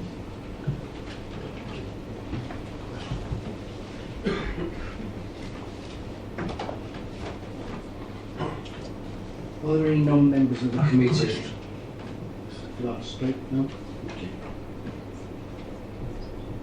Councillor Black. I have a question regarding the non-pecuniary interest. Okay. The officer stated that the council owns the sports pitches there. Okay. Is it also the case that the council owns the existing car park that they use? Who owns that car park at the moment? The site, the whole site. That's. Do we have a full plan? It does include the car park site. So that the council owns the existing car park? Yes. Okay. The scrubland that The is. scrub, yes, the existing car park. So I think all members should be aware of what their interest, is. Thank Yes, you. it's a non-pecuniary interest, however, it's fully managed by Rayleigh Sports and Social. We have no management concerns in it. Councillor Mrs. Shaw. Thank you, Chairman. I was looking at the proposed car park, and it says the dimensions are going to be 5.5 metres times 2.9 metres. That doesn't comply with any disabled spaces. They've got to be, parking bays should be 3.6 metres wide, a minimum of 3.3. So any of those, if you've got any disabled people coming to the car park, they will not be able to use those spaces. They're not big enough. And that's one of my biggest concerns. If they're going to put a new car park in, they've got to do it for disabled people as well. And it's got to be a minimum of 3.3 by law. Thank you. Can we come back on that? I agree that could be incorporated in the planning condition that parking facilities for disabled people should be provided to required site. Councillor Mrs Mason. Thank you. I think we've all read the addendum that's come round with the email from Sports England. Now our officers have in the past advised us that where statutory authorities give their opinion, that we must give great weight to those opinions. But one of the issues that doesn't seem to have been covered in the presentation, I will ask our legal officer to advise on this, is that it says that if we make a recommendation to approve the application, it would need to be referred to the Secretary of State. Can I ask if that information from Sports England is correct? Thank you.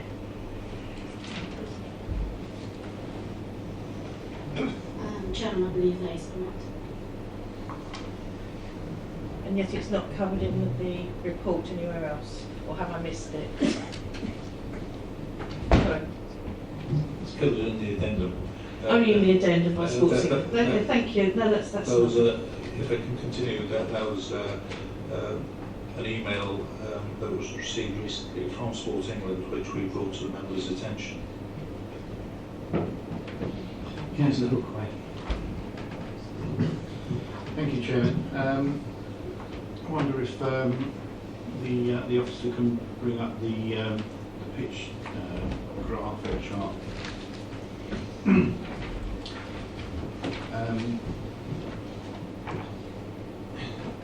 There's a well-used phrase about lies down lies and statistics, and I think there might be an occasion to suggest that what we see there is not necessarily a whole picture, because as far as I'm aware, being a ward member for Great Wakefield, I should know this, that although there are 4 pitches supposedly available, those 4 pitches would be used by the local clubs if they were up to a certain standard that they could be used for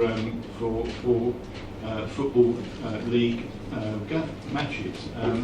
They aren't being used because they do not meet the requirements, and therefore the clubs are using alternative facilities. So I don't think that actually gives us a proper picture of available pitches to a certain standard. Also, in regards to Sport England's objection, they actually were talking about the loss of mini pitches for children of certain ages, this chart does not give a reflection on mini pitches that are available, and it was their assessment through the county FA. It was a lack of mini pitches being available which formed the basis of their objection. I would say that the pitches in Wakering are adult pitches, not necessarily mini pitches. I'd also like to ask members of the committee to refer to the report on page 7.5 under 4.12, which is part of what Sport England as their report. In here it says about the issue was discussed with the applicant and Raleigh Sports and Social Club during the consideration of a previous planning application for the Timber Grove site in 2015. Because at the time the applicant offered to mitigate the impact by providing some basic drainage for the training area to the south of the playing field, together with some scrub clearance and to assist drainage. Sport England was supportive of the principle of this mitigation at the time, as this would have offered the potential to improve the pitch carrying capacity of another part of the playing field to help offset the loss in overall area. It says, however, this mitigation has not been offered as part of the current planning application. I wonder why that isn't part of the current planning application, and whether it could be conditioned to become part of the planning application. another aspect of Sport England's objection was the actual soil in the area and the need for pitches to be rotated because of the clay soil causing problems to do with drainage. So, you know, this would also assist in that as well. Thank you. Councillor Stanley. Thank you, Chairman. Yes, I have been a manager of several football teams, and we do find that if we have control over our own playing facilities, when we cut the grass, this is in earlier years when I was with the Scouts, we found that we had much more control over our football pitches rather than the council having control, as to the fact that dog walking and dog mess and what have you would be on those pitches we had no control of. Again, I support the councillor who spoke just before me about for under fives or 5-year-olds playing football, they have to have small pitches. They're not allowed to play on large pitches. And I just wonder if they, as Radley Town, have hired or leased, we have leased the pitches to them. What is the length of the term lease that we've got with them at this present time? Can you answer that one for me? Chairman, the term of the lease is not into consideration for this application.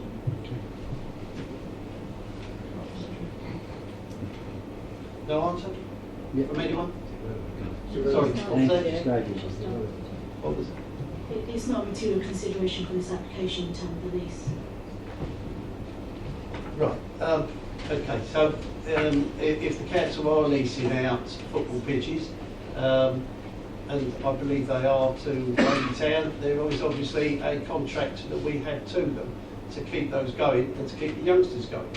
Now, we've got 500 houses being developed just north of that area, plus this site, plus other sites.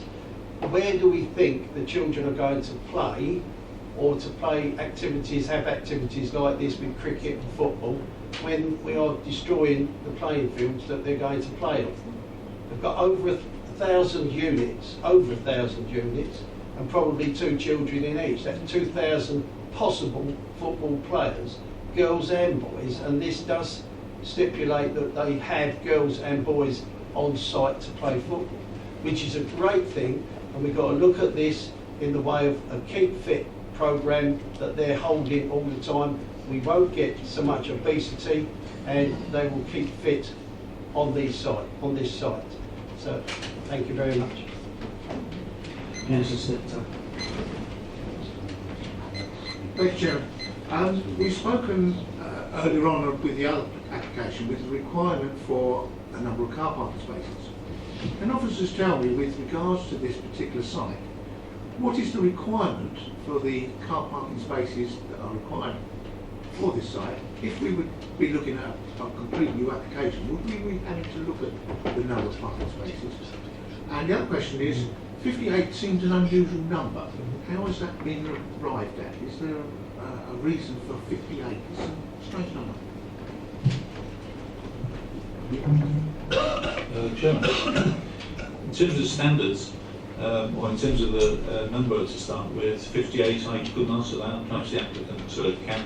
But in terms of standards, standards normally apply to housing and built-up developments, but something like this, it really depends on the usage, the number of pitches, for example, and the likely maximum capacity during peak periods.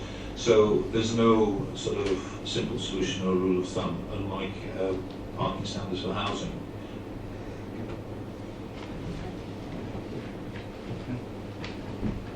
Councillor Wilson. Thank you, Chairman. I've got a couple of questions.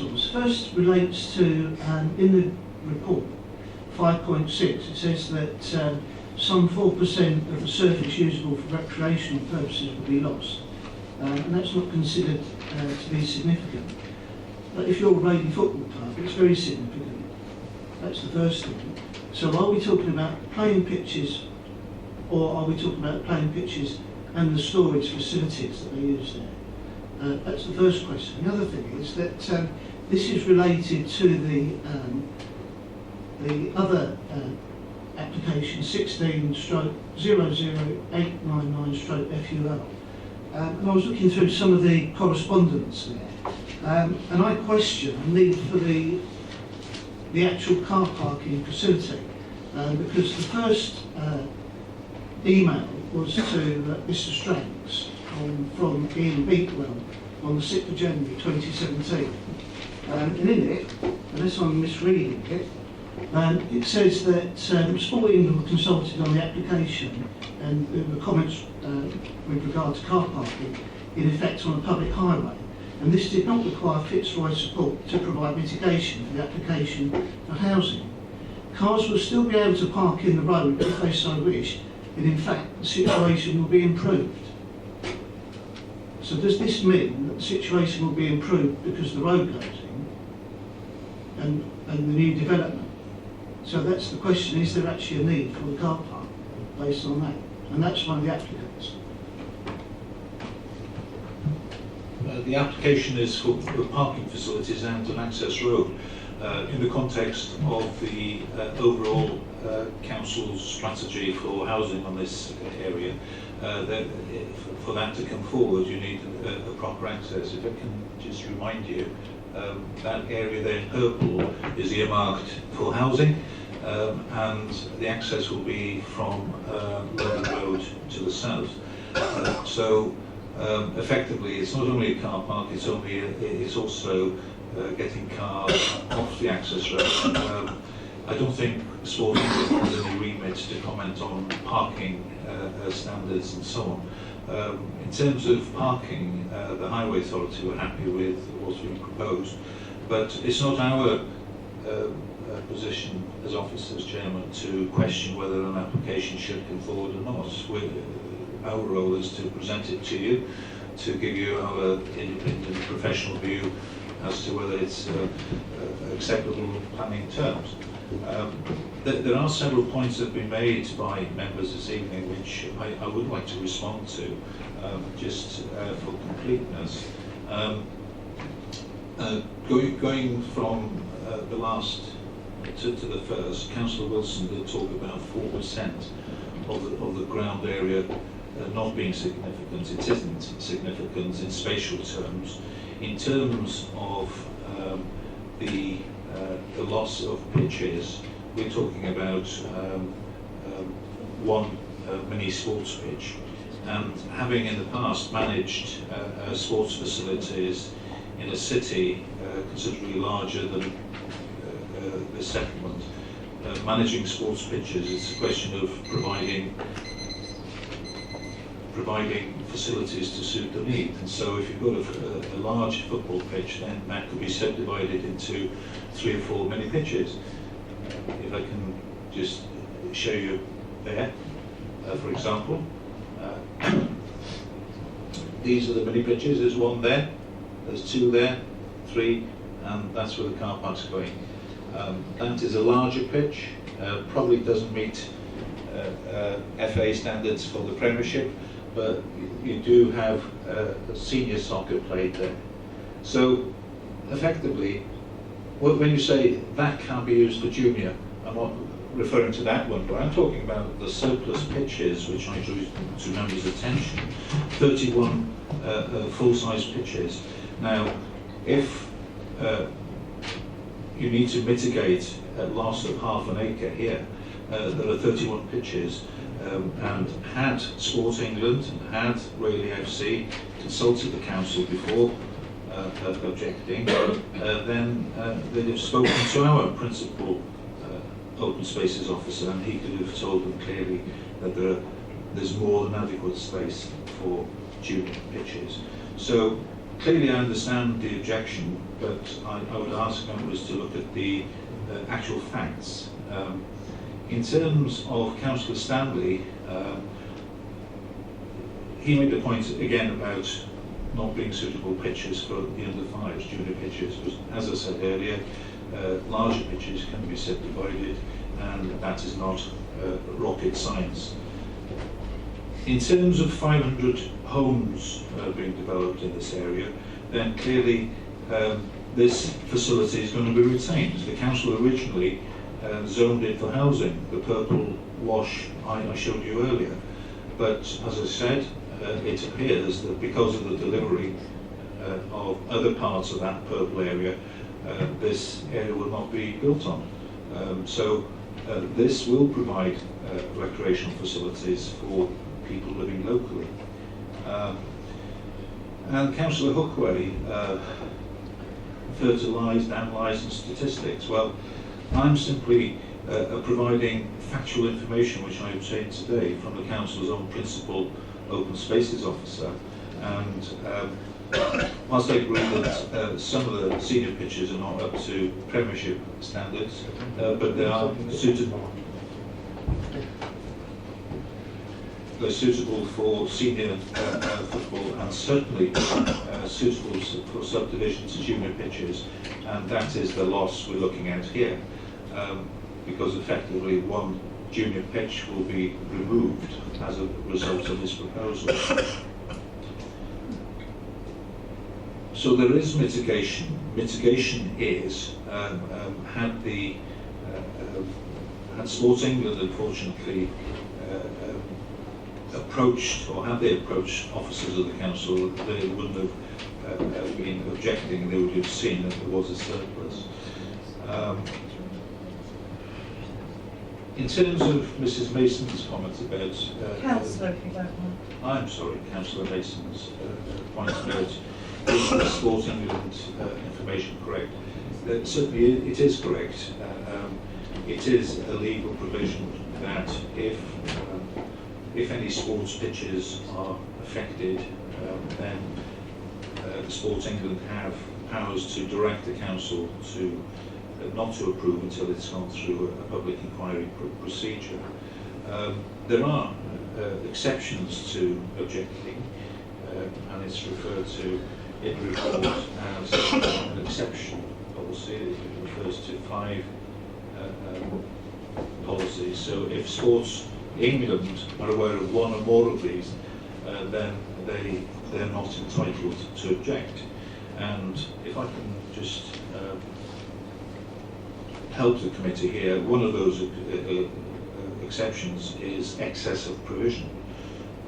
A careful assessment of current and future needs, if that demonstrates to the satisfaction of Sports England there is an excess of playing fields, then there is no ground to object. Now clearly we have a surplus, clearly they have objected, but they haven't consulted the council in terms of establishing the facts. Councillor Stepton. Thank you, Chairman. First of all, I need to declare an interest with reference to the email that Councillor Wilson mentioned. He named a person in there. That person is known to me, so I think I need to declare an interest on that. He referred to the email saying it was from a person. Yes. Are you just merely acquainted with that person? Yes, just me. Just an interest. Thank you, Chairman. A couple of questions really for officers. First of all, if the car park that they have at the present looks from the photographs, although it's not in particularly good standard, it does look as if it's well used. If that car park was lost, where will people be expected to park? Will they then just be starting to block up the roads, etc., etc.? And secondly, can we go back to the picture where the cricket pitch was a second ago? The piece of ground in the picture there, just to the north of the cricket circle there, the boundary, there's two sort of oblong, there's an oblong-shaped piece of ground there. What is that used for? And can that be used for mini pitches?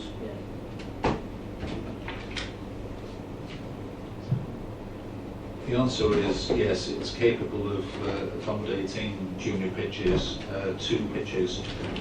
My information is that it's not currently used at all for football. Could I come back? If I come back, Chairman, if I may. If we're going to lose one for the car park, Would it be a big effort for that pitch to be moved across to that particular piece of ground there? If it's not currently being used, it seems daft.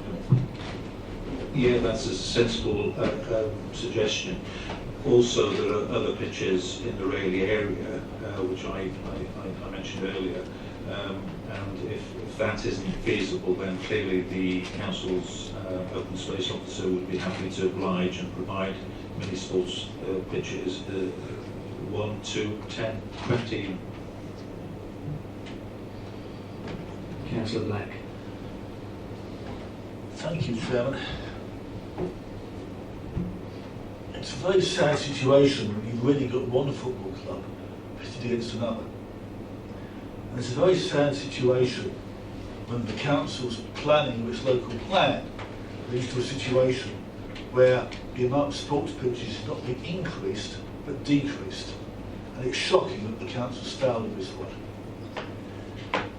This is, as the officer said, this is still part of SER1, and the council's danced about quite a bit trying to sort out what to do with sports provision. And the original SER1 talked about providing a new site for the existing football club and new facilities, so that seems to be dropped as an idea.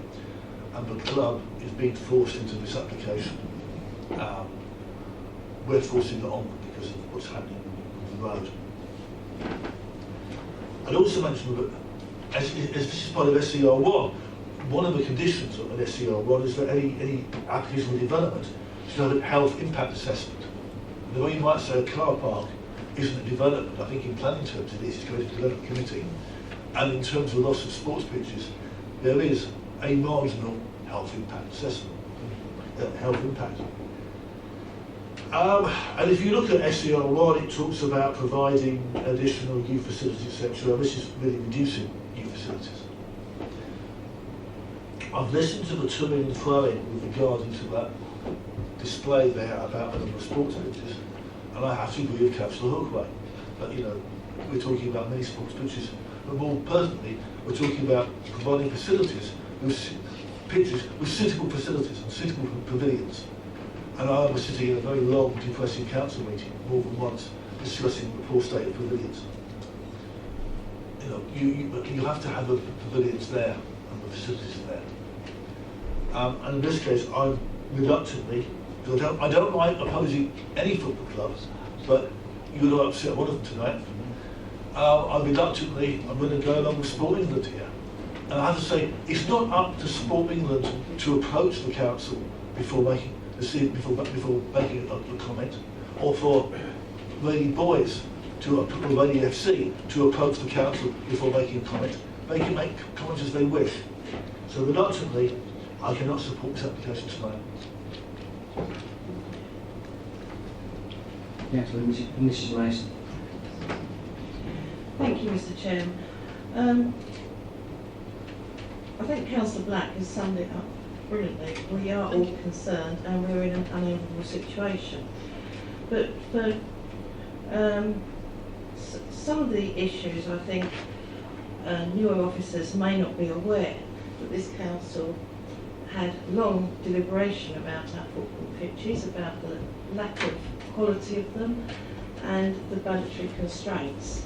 I think we put prices up, but we realised that they weren't, I think, fit for purpose. I'm sure if my memory serves me correctly, that's correct. We recognised that our football pitches were not fit for purpose, but we had not got the facilities or the resources to make them so. The football pitches that we are considering tonight are fit for purpose, and that is the difference. There may be vacancies in the area, but the quality of those vacancies and the facilities of those vacancies are questionable.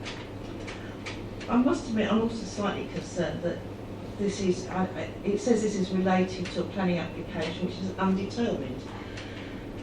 And I'm uneasy when we take another planning application into account when we're considering one. We've always been advised that we should be looking at a planning application in its isolation, and yet when we're given that information it's quite difficult to do so.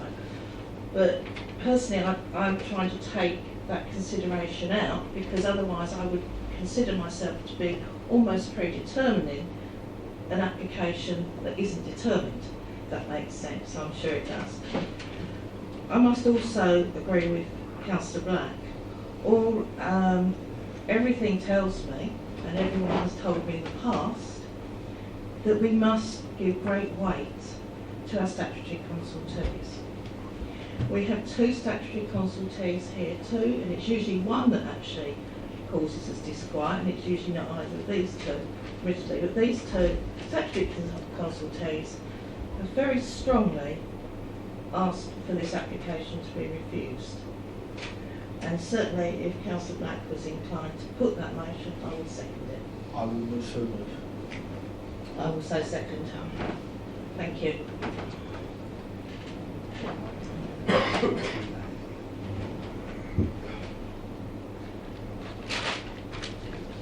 Come back on that.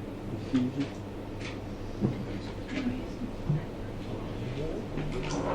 There are 2 issues, Chairman.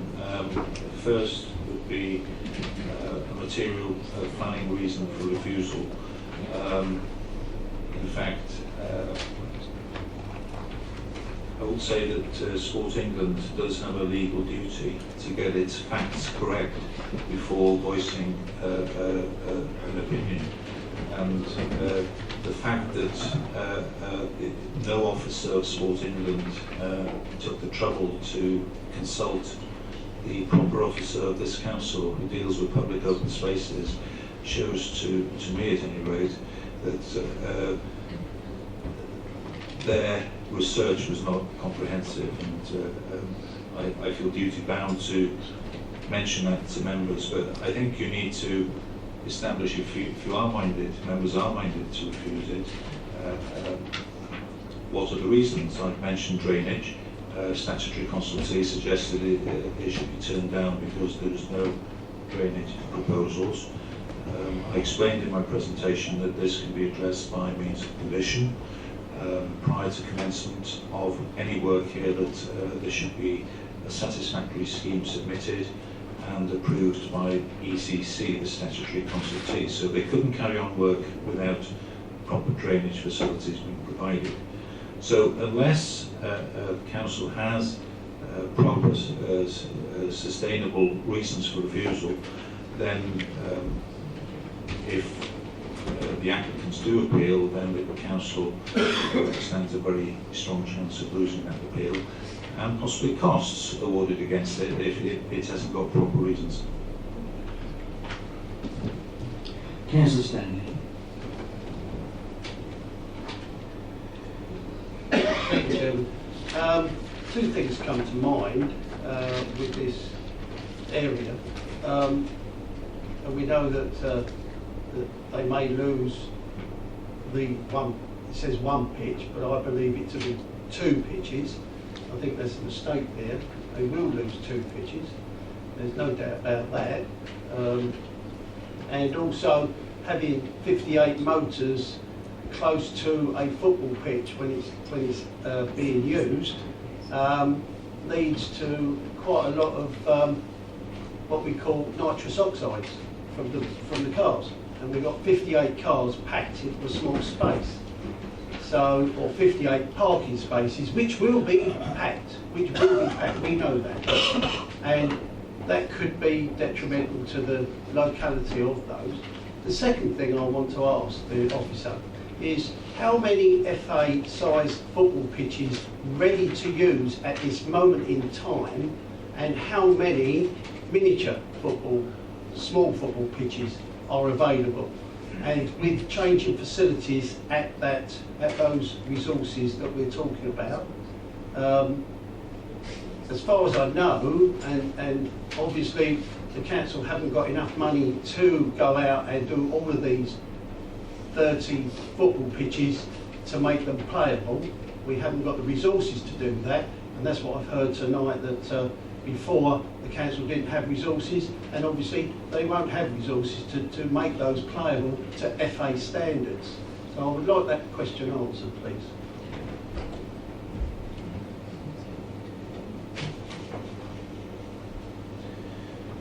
going to the first question, in terms of pollution, nitrous oxide, I don't know, it's carbon monoxide, perhaps you had in mind, but basically the council's environmental health officers were consulted and had no objection in that direction. So I don't think we would have any support on appeal, should it go to appeal on that front, unless Councillor Stanley wishes to argue the point against the appellant's experts. But how many pitches are available to FA standards? Well, that's a good question. I don't know off the top of my head. What I can say, and it is a good question that's raised, you know, how many pitches are provided but with adequate changing facilities? It's pointless having a pitch unless you've got proper changing facilities. But going back to this list, and let's show you this list again. I've only highlighted one, that's actually in the Rayleigh Leisure Centre, but these are the ones in Rayleigh within striking distance. There are two adult pitches surplus in John Fisher. Now, I don't know whether there's changing facilities there, but certainly I know there are changing facilities in Rora's Rec, and there are 11 surplus pitches there. 12 capacity, one being used. As I said earlier, if junior teams want to use them, then they can subdivide them to whatever size the juniors want. And then going on further down, Fairview Rec, there is changing facilities there. There's a capacity of 6 adult pitches there. Whether they meet Premiership division or other divisions, I can't tell you at this stage. But and then Grove Rec at the bottom, they've got a capacity, surplus capacity of 6 adult pitches. Now, what the dimensions are, I have no idea. But what is important is to say that there are surplus pitches. Members have been saying that it's going to affect sports provision for the youngsters in the area. Clearly, I don't think that is the case, given that there is a substantial surplus, Chairman. Mr. Chairman, I think we are meant to be speaking to refusal. I was asked to comment on the. I was asked to comment, Chairman, and you invited me to comment, and I did. And I explained that you do need a good reason to refuse, otherwise you could lose an appeal. Councillor Wilson. Sorry, I don't want to labour the point, but when we're talking about the pitches, are we also talking about losing the storage for Rayleigh FC as well? Is that part of the loss? Because it's not just losing the pitch. I know myself that running youth teams, the goals are collapsible. You can't leave them hanging around because they'll be stolen. So you do actually need an on-site storage facility. So does that include the storage that we're going to lose as well? No. In as much as I think one of the photographs I showed you showed containers, and these can be moved. So I would imagine those could still be used for storage. Councillor Steptoe. Thanks, Chairman. I'm afraid I can't support the refusal. Can we go back to the picture with the cricket pitch on, please? That seems to be the best one to talk to. I see the two main objections from the statutory consultees, as one being the county with regards to drainage. I think that can be dealt with by condition, quite simply. With regards to Sport England, I don't see why we can't simply put a condition on that the loss of whether it's 1 or 2 pitches, and there seems to be a debate on that, can quite easily be accommodated within this existing site, on the picture there to the north. There is a lot of other areas on the site that, from what I can see there, that are underutilised, and for the storage of the containers can simply be moved around. So I'm afraid I can't support the refusal, simply on the basis that with a little bit of manoeuvring around and a little bit of rethinking, and we can do that by condition on the application, that it can accommodate what is there already existing, and also include the car park, which would make the whole site far more usable and stop any problems with parking around the whole area out on the road. Thank you. Councillor Hookway. Thank you, Chairman. This is just a question for sort of perhaps might be a little bit of a clarification. Obviously that photograph is taken in the summertime, obviously with the cricket pitch there. So we're not getting a realistic view of usage when the football season's being played. So can I ask the Chairman, is it possible for the applicant to inform the committee as to whether the area that's been identified as not being used in the photograph, is it actually used for football in the football season? Is that possible to ask the applicant? Can I just clarify a few points? That is used on Saturday and You Sunday. use your microphone. That's a full please. pitch. You've got one there. You've got one there. Sorry. We're committed to provide 2 mini pitches for Rayleigh boys. We've allowed 4 pitches to go up just so that we can circulate. For 9 years, they played in front of the clubhouse, and those pitches are still available. So although there'll be use of maybe 1 or 2 pitches, the 2 pitches needed will still be provided.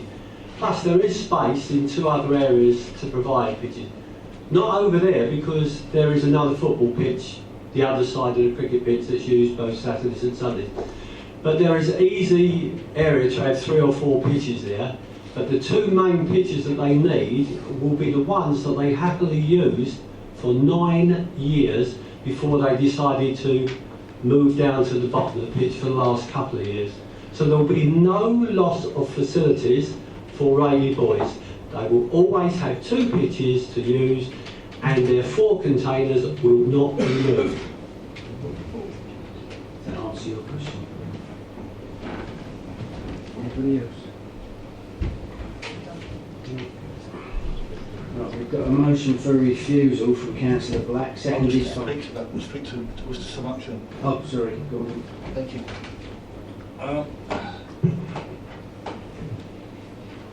As Councillor Mrs Mason said earlier, we've got objections from 2 sets of consultees. With regard to the drainage, yes, if I was young and naive, I might say yes, we could make it a condition. But I've seen with other car parks for sports pitches that applicants then do not build them with the materials that they're supposed to, and they get away with that. I want to see. I mean, and in that case, they even had the materials laid down. I would like to see the details of the drainage for that car park before we approve it, because we've got enough problems with drainage already, and there's no reason why it couldn't have been. There's no reason why it couldn't have been included here. I don't see why it wasn't. With regard to the sports pitches, and there's clearly a disagreement here between the 2 football clubs, and I still find it hard to believe that before things got to this stage, if it was possible to accommodate Rayleigh Football Club, but there hadn't been enough discussions to make it work. And I don't know, if it was that easy, why has it got to this stage? That's what I'm thinking. So I will stick with my reasons for refusal. I don't think this is a satisfactory application. Conceivably, if I was given more information about the state of our pavilions and about the negotiations between the 2 clubs, I might change my mind. But on the information presented to me tonight, which is what I have to go on, and what we have to go on, I can only support refusal.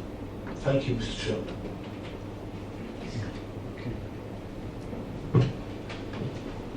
Right, we've got a motion for refusal from Councillor Black and seconded by Councillor Mrs Mason.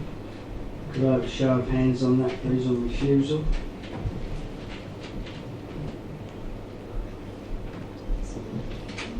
Those against?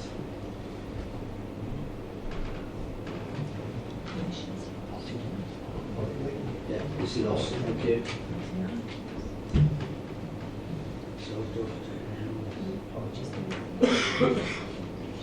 Chairman. Yeah, Councillor Steptoe.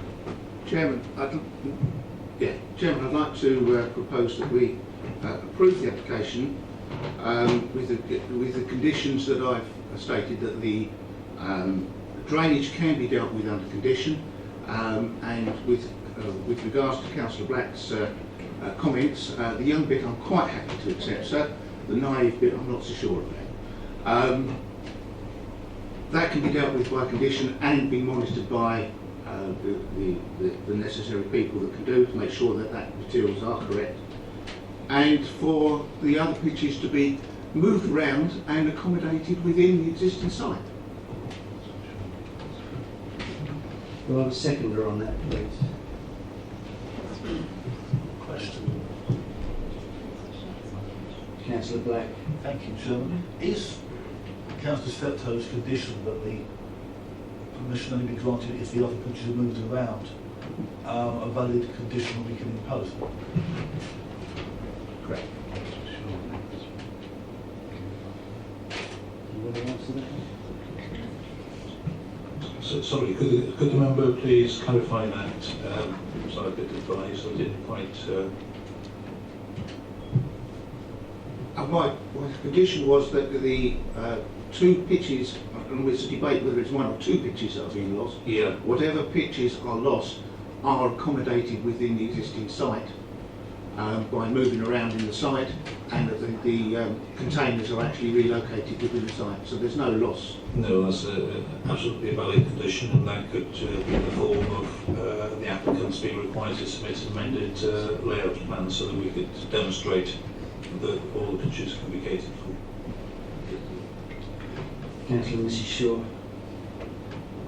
Thank you, Chairman. Can we put the condition on for disabled parking, please? Absolutely. Thank you. Anybody else? We've got a proposal from Councillor Steptoe with the conditions that he's mentioned, and seconded by Councillor Williams. Can we have a show of hands on that one, please, for approval? And those against? Yeah. Motion's approved. Thank you.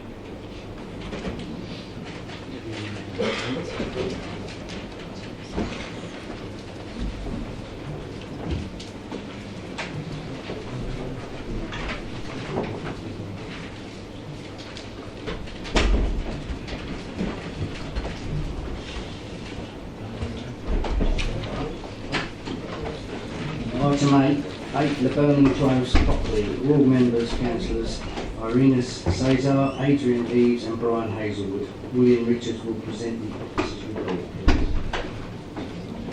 Thank you, Chairman. This is a very short report. This is brought before members because it's an application made by a member of staff, a member of the council's HR team, and obviously standing orders precludes officers from dealing with this as a delegated matter. As you can see there, this is a relatively minor application for first of all pitched roofed side extension, pitched roofed extension to the front porch, and the single or mono-pitch extension to the rear to form a sort of garden roof. That's the location. I'm sure you know where it is better than I do. That's the Burnham Close. Burnham Drive there. That's the front elevation. And what's proposed, Chairman, briefly point out and show you some drawings later, just a couple. There's going to be a reconfiguration of the front porch here with a pitched roof. It will match the neighbour. The intention is to extend that part of the building out to that wall to create a little bit more space. I can't remember now, we'll see from the layout. I think it's to make it steady or something. And then to the rear, and I apologise, I don't have a photograph of the rear elevation, it's just an extension, mono-pitch, single pitch, with bi-folding doors to the garden. So that's it. The one on the left is the ground floor plan. You can see at the top there of the left-hand drawing that's the extension of the ground floor with the bifolding doors. I'm not sure what yeah, it's extending from the kitchen, and it doesn't actually say it's probably a garden room or something of that nature. And you can see then on the drawing on the right, you can see the roof plan of the porch in the bottom of the drawing, and then you can see where they're extending out on the bottom left of that drawing. So they're enlarging the bathroom in the bottom, and there's a study there above it. And finally, those are the elevations. The one in the middle shows the rear elevation with a monopitch and the sliding or bifolded doors. That's an end elevation on the right, and then that's the front elevation to the left, showing the porch amendments to the roof. Thank you, Jim. We have no public speakers on this application. Are there any non-members of the committee? Any committee members would like to speak, please? Yeah. Councillor Stanley. Thank you, Chairman. Thank you, Chairman. Question to ask is what is the elevation on the rear to the garden in terms of it's obvious that to me it's obvious you wouldn't put doors like that if you're not going out onto a patio of some description and not straight out onto a grassed area, I can see. So what would be the height of that elevation, please? Are you referring to the level of the ground outside the bifolding doors, yeah? The ground level? To the level of the indoor, to the level of the flooring indoors. There is no information provided, but all I can say in terms of building regulations, and you being in the construction, having been in the construction industry, know that you need at least 4 inches, whatever that is, millimetres, lower outside than the front ground floor level to prevent dampness, rising damp and so on. But certainly there are no proposals to, I mean, I would imagine it's up to the applicant whether they want to put paving slabs there or lawns, really. It's something which hasn't been considered. Thank you, Chairman. Do we just come back and make the condition that, unfortunately this condition is always there and it should always be noted by the builder that it is to be 300 and no more than 300 from that corner of the extension as height of the patio, should they put one in. Could you put that in, please? Well, with respect, whilst I appreciate the points being made and the valid points, these are points that will be picked up by the building inspectors and would be a planning consideration. Come back. Unfortunately, Chairman, thank you for me coming back. Unfortunately, that wasn't done on one other occasion where this has happened, and the building inspector hadn't inspected it prior to that, and obviously the builder that built it didn't realise that that was a condition, and I'd like that emphasised in that condition, please. We can certainly put it down as an informative, in accordance with government guidance in terms of what constitutes a valid condition. That wouldn't constitute one, in my humble opinion, but we can certainly add it as an informative. Councillor Mrs Mason. Thank you, Mr. Chairman. Can I move for approval as per the report with the informative as suggested? Maybe just second that. A show of hands on that. That's unanimous, thank you.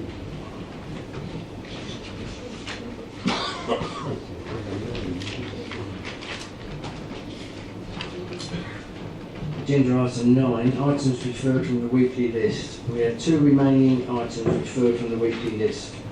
Unit 2, Maltese Court, Rorith Industrial Estate, Rorith Lane, Rayleigh. This item was referred by Councillor Chris Stanley.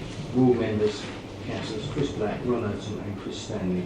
Mike Stranks will present the officer's report, please. Thank you, Chairman.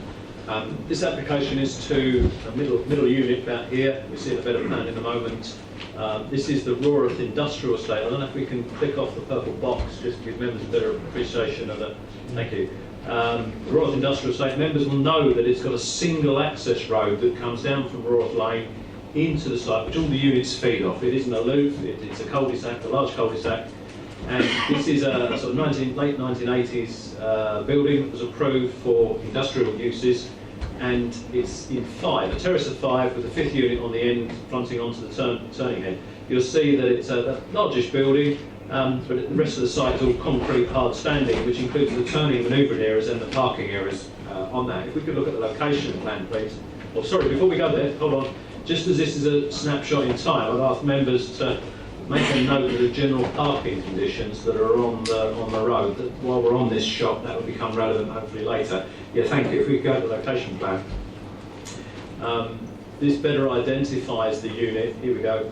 As I said, it's unit number 2 in the terrace of 5. And you'll see that the red line that goes round the applicant's control includes the forecourt, obviously, for the access, but there's 4 car parking spaces on that part there. That's all that this application actually controls. And my point is that there's no reliance on the street parking and overspeed because that's already under pressure. Now, this actual site is your brownfield residential allocation. So the ideal from the development plan would be to seek this long-term redeveloped residentially. But in the meantime, for the purposes of your decision tonight, officers are comfortable that you can consider this like a normal application on an industrial estate. Now, the members will see that from the report, the site has been vacant since July last year, and that in September the rent levels were reduced to try and attract interest, and there's been no interest that's amounted to the site being occupied industrially, and that the agents are also marketing the adjoining unit number 4 with the same results. Given that lack of interest and the availability of a nearby vacant unit, officers feel that weight can be given to the 6 jobs that would be proposed in this application, which, sorry, I failed to explain, is an application to change the use to a gymnasium. But the 6 jobs that would be created would be a contribution to employment from that point of view of the site, and that the use proposed would not, in officers' view, affect the vibrancy or the functions of the district centres. It wouldn't be taking a use of way necessarily from a district centre and putting it inappropriately on an industrial estate. But in this case, district officers are concerned at the lack of alternative parking. And as I said, the overflow parking wouldn't be able to be accommodated on the curbside and the road network within the state. Now, the applicants have not stated the operating hours in the application, and it's a proposed martial arts and fitness studio, sorry, I said gymnasium earlier, but where it's expected that weekend use and evening use would probably be the prime time for classes, but as the hours are not restricted, they're not proposed to be only evenings only, then we have to consider the impact on the daytime use of the site with all the industrial uses. Now, you'll see from the report that the use, although it would require a maximum of 17 spaces, the issue for members tonight is how many less than 17 could we accept as an authority for the use to be accommodated. Now, as they've only got control over 4, it's district officers' view, because you'll see that the Highway Authority raised no objection, but it's district officers' view that 4 is too significant a shortfall without mitigating provision, way short of the maximum. So we don't need to provide 17, we wouldn't be shooting for 17, but it falls so far short of 4 that officers feel that the use, if allowed, would bring parking pressure onto the adjoining streets.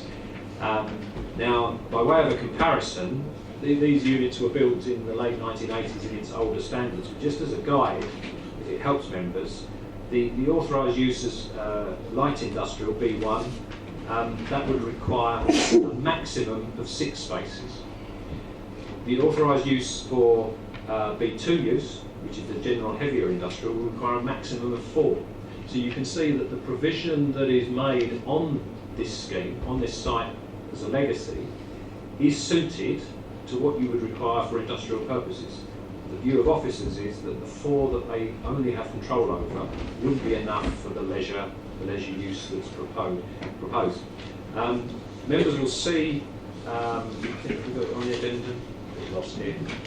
Yes, members will see that there is an extensive letter that I understand that the applicant sent to ward councillors, which has been reproduced obviously for all committee members' benefit on the addendum, which sets out, it's sent to ward members, but it sets out the applicant's position. But officers are of the view that the application should be refused on the basis of the shortfall in car parking for the reason as set out in the report. Thank you. We have one public speaker for this application, Mr. Chris Barnes, who is the applicant. Can I ask you to come up to the speaking position, please?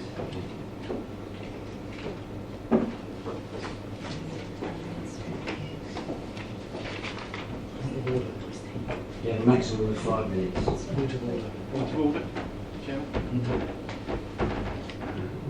I understand that with the time now being 10 o'clock, that we need to have a vote on any extension. I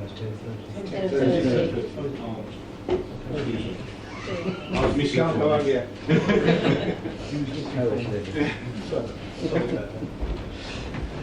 Carry on, please.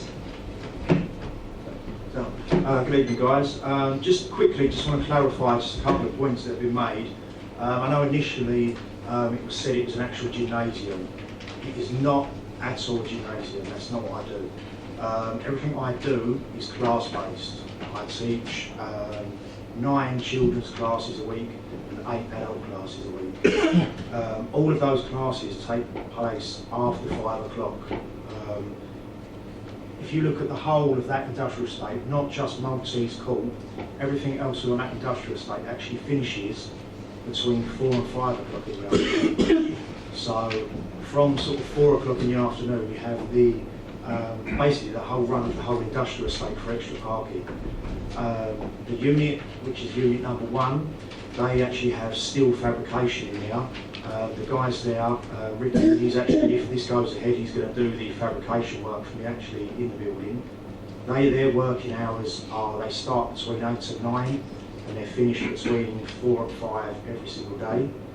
Unit 3, which is next door again to me, that is actually on a long-term let to a company across the road on another industrial estate actually within that.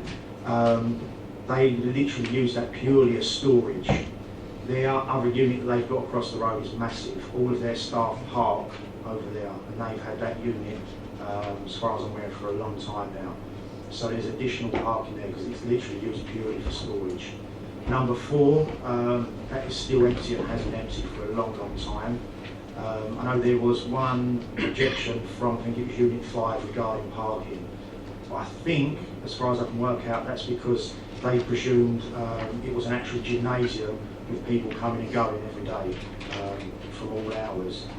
I've actually brought with me, if you want to see a class timetable I actually do at the moment at my existing premises, and you'll see out of all my classes I do, there's only one class that starts during the week at 4:30, and that's a young children's class.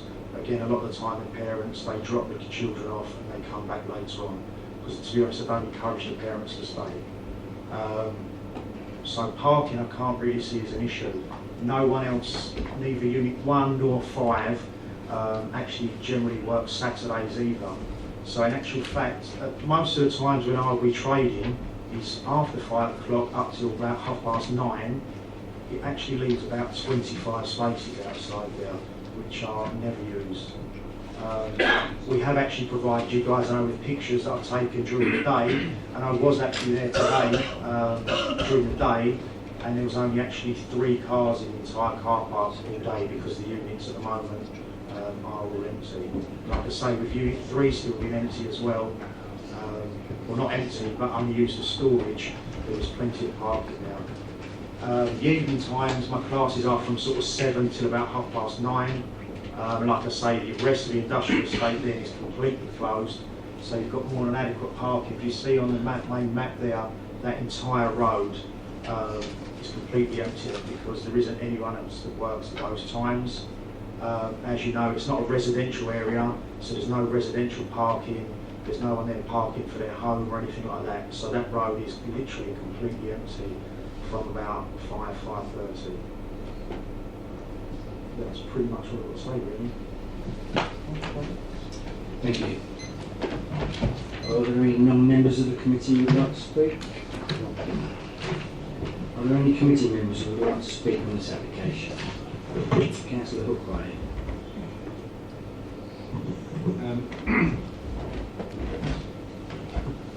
Just heard the applicant states about his intended use, because there was nothing in the report in relation to times of which this facility was going to be used, and it's good of him to clarify some of that information. However, I refer to one of the letters that's in the report in relation to Unit 5, and in that letter it states that their business is a metalworking business that has, and there's daily deliveries with large lorries coming onto and off the site regularly from 7 AM to 6 PM, reversing into Maltese Court and offloading directly outside the units. In that respect, it would seem that there could potentially be a conflict there, and if children are being dropped off and delivered where there may be large industrial sort of deliveries taking place, that may actually be an issue, and so that is a concern for me, that perhaps being obviously an industrial site with heavy industrial use and heavy vehicle usage in the area, that may make it an unsuitable facility for the type of usage the applicant's looking for. Councillor Stanley. Thank you, Chairman. Right, for those that don't know Royth Lane, and I'm sure there's many of you here that don't know Royth Lane and the industrial estate, because you live too far away from it and probably don't use it either. Regularly use it. So I'll give you an idea of what goes on in that industrial estate before I get onto this. There is memorial people there that don't have a car park facilities. There are waste management place there that does not have car park facilities. Also buses, and I'm talking about children's transport, coaches and what have you, they don't have car park facilities for their people. Now they all use, most of them use, the road to park in. And at times, especially peak times during the day, they are fully loaded. That road is fully loaded and does get transport through that road. However, where this particular unit is, and as you've rightly said so far, that the unit was built many years ago before we had this policy of car park spaces, and it was adequate then. Across the street from there is a massive car park that this gentleman was talking about in relation to the people going into the unit for storage. Opposite, on the corner of both on the road, adjacent to it in Westfield Close, the two, number 1 and number 2, have an enormous car park facility for their people. I know this because I've worked down there, and I go to several of the places down there to buy equipment. The number 1 Maltese Court is a high industrial metalwork shop, which is using the car park in number 2 for their apparatus equipment and storage. But there are times when a lorry does go in there, and they are very infrequent, really. Not every day, not every week, because the amount of storage that person can hold is not the equivalent of a lorry going in there to discharge an enormous amount. In other words, they need the room to work, and that is a workshop in itself. There are 4 people in there that work there, and they use 2 vans, and they park out in the road as well. So the 2 vans are for the company that park in that little area, and the 4 occupants park out in the road. So we've got to disclaim that idea. And the other 2 parking bays are for their equipment that they leave out there of a night time, because nobody's going to pick up an RSJ weighing a couple of tonne. So that will stay there.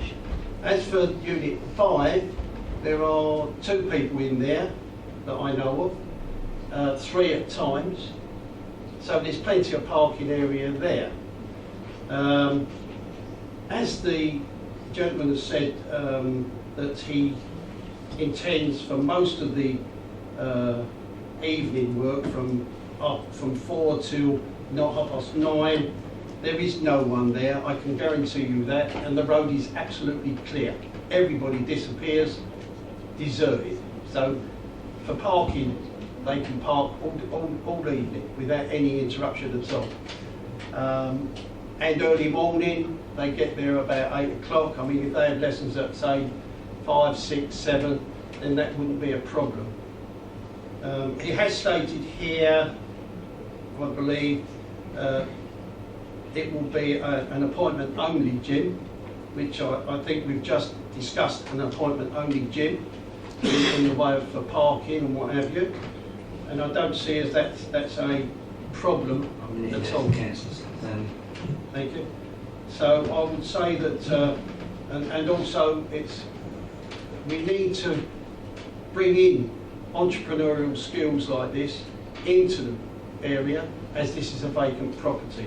And I think that granting planning permission for this small-scale leisure should succeed and survive in our district. Thank you for that. Councillor Black. Yeah, I'm grateful for the depth of local knowledge that Councillor Stanley displayed there. If only we could have that for every application. I went down there myself tonight, 6:30, and there were 2 vehicles down there, both outside number 5 at the far end. Other than that, there's plenty of room. I've got to say it's a bit dark down there, and there's a machinery next door. It's a bit sinister. It's not a place that I'd really relish going down at night time. Maybe you need martial arts skills to go down there, I don't know. So I don't think it's an ideal location for business. But it's up to them. I've been very on the balance of this one. First of all, I'll say I think the officers were right to recommend refusal, because it is well below the maximum. But I think I would have raised an eyebrow if they hadn't recommended for refusal. Having said that, it's up for us to decide whether to go against that. I think on balance, I will support approval with conditions about restricting the D2 use to less than a certain number of people, maybe 10 as in the previous one. I also do know in my planning history that units 4 and 5 got permission in 1992 to be converted into a gymnasium. So there's already a precedent down there for allowing a fairly substantial gymnasium. So on balance, I will support approval, Chair. Thank you.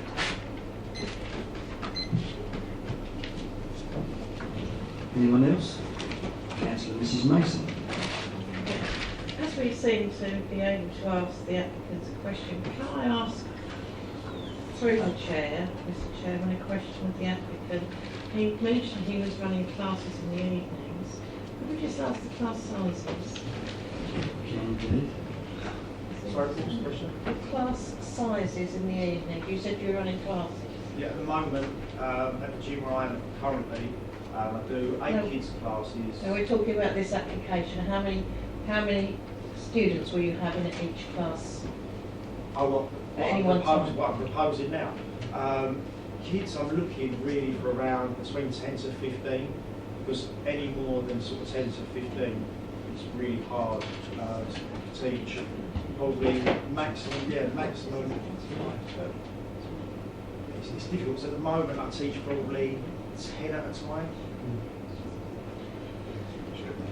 Thank you, Mr. Chairman. I think it's muddied it as much as it's clarified it, actually. But I do can't agree with what Councillor Black has said. Yes, again, I find myself agreeing with you, which is quite unusual. I think the officer's report was correct. I think it's very, very finely balanced, this one. Certainly, if we were minded to, it's slightly different from the other application. There's no yellow lines, I believe. Is that correct, Mr. Smike? There's no yellow. No parking restrictions. Obviously, there's no yellow lines because they're all parking on the street. Yeah. It's not like Brook Road. It's not. There's no residential consideration, so the consideration purely is parking. I'm a little concerned with 4 and loading bay. Could you clarify that point, please?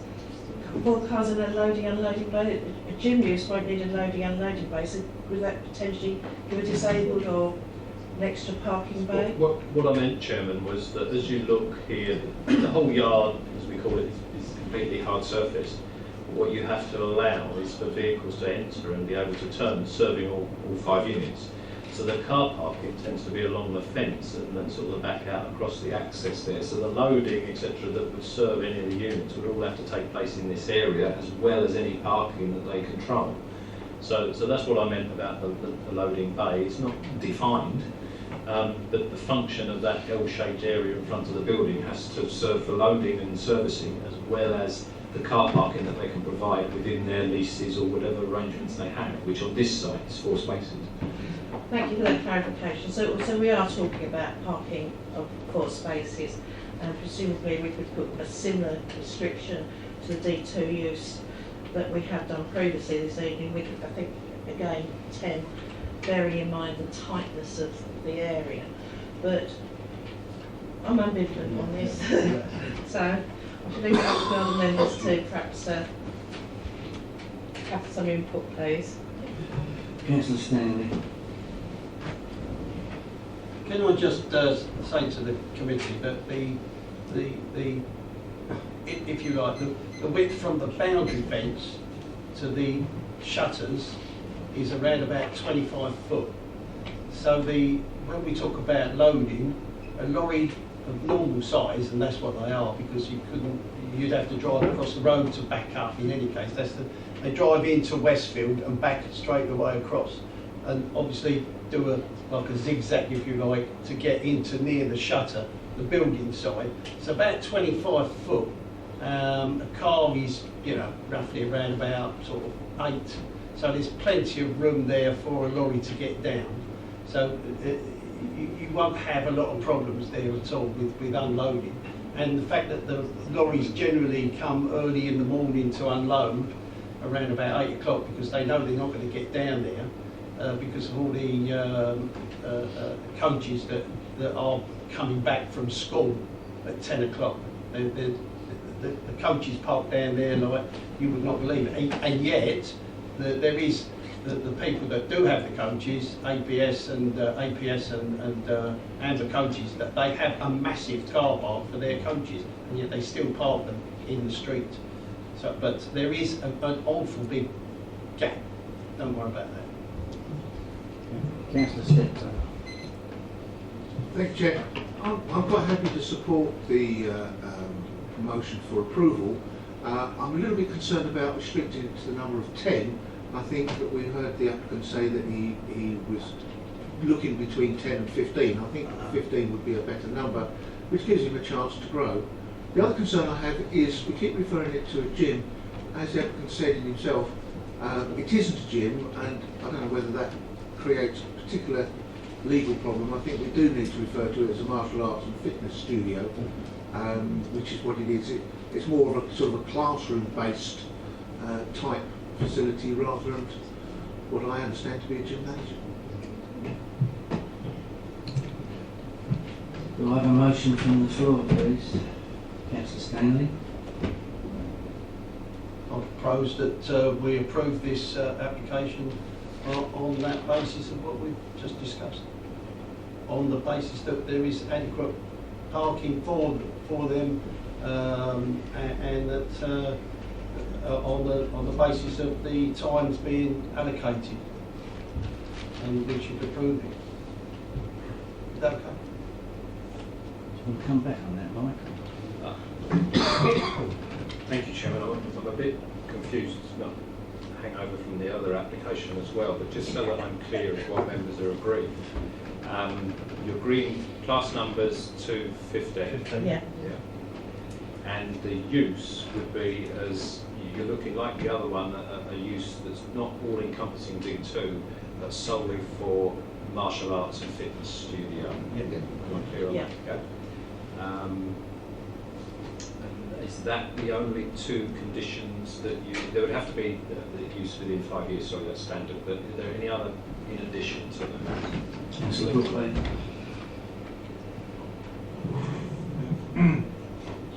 Is it possible to get some kind of indication or restriction on the hours which the facility is going to be used for? Yes, Chairman, an hours condition would be appropriate. You've heard, I think, from the applicant that, say, after 4 p.m. in the evenings, I don't know if the applicant has any daytime classes on Saturdays or Sundays or anything like that. We do classes Saturday morning for the children. Classes Saturday morning. The only other thing that happens during the day is I should teach people one-to-one, children, adults. So it's literally one person at a time. So I think members need to think that although the intensity in use would be, say, after 4 o'clock, the use would occur during the daytime, including some Saturday morning weekends. So we in members' hands as to what hours from the start to the finish on a typical day, and perhaps a Saturday morning, the members feel to be appropriate. Would it be helpful if in the note here it says 7 a.m? So if we say 7 a.m. to 4 p.m. for the 1-to-1 or 2-to-1, and then from 4 p.m. to 4:30 for the classes. For the classes. So the classes, so that we don't have a conflict. Because I think if we were to have classes of 10 or 15 in the daytime, we would not be approving this. But in the evening, we certainly will. And at weekends, yes, Mike?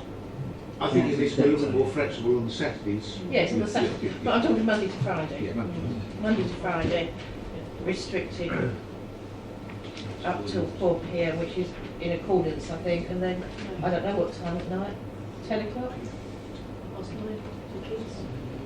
Councillor Williams. Give a bit of legal. Right. It's out to 1:30, so. Oh, yeah, 10, yeah. Yeah, say 10, yes, yeah.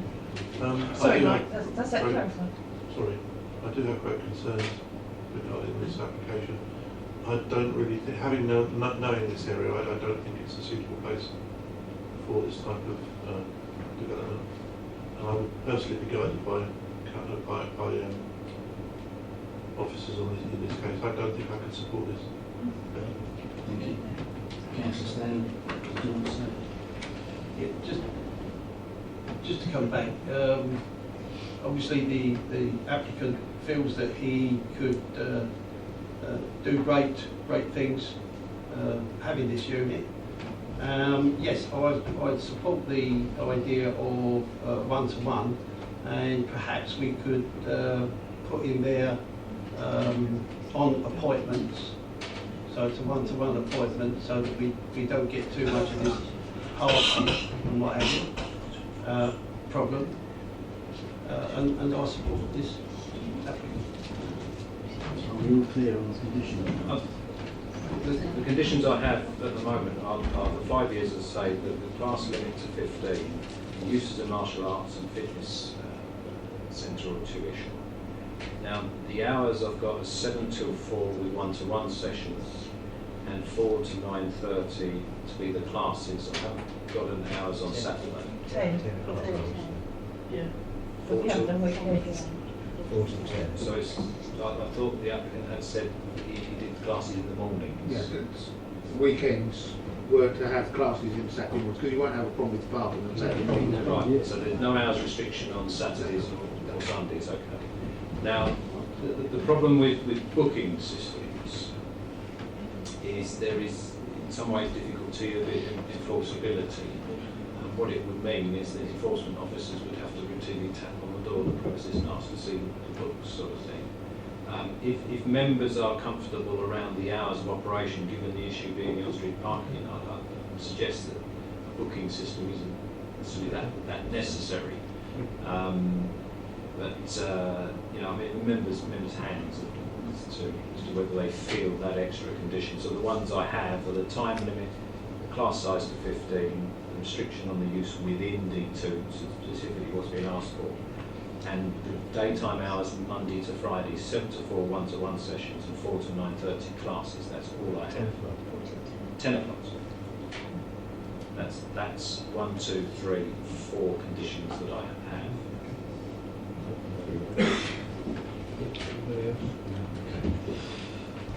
We've got a motion for approval from Councillor Stanley. I need a seconder for that. Will I have a show of hands on that for approval, please?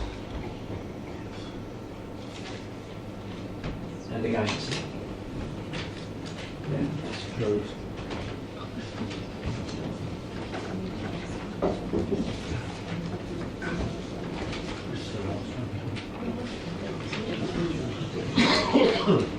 Can I now ask members if they want a show of hands, if they want to continue for the last one, please, because it's going to come up in about 4 minutes.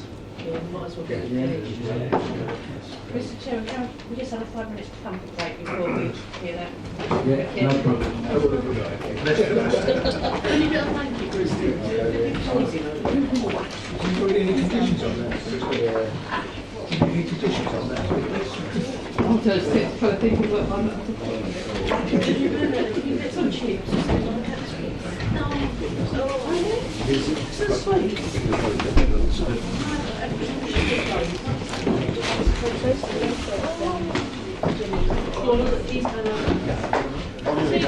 Just stand for the It's my daughter's birthday. The timing you might. See you later. Yeah, see you later. Yeah. Thanks, mate. I'm so cold.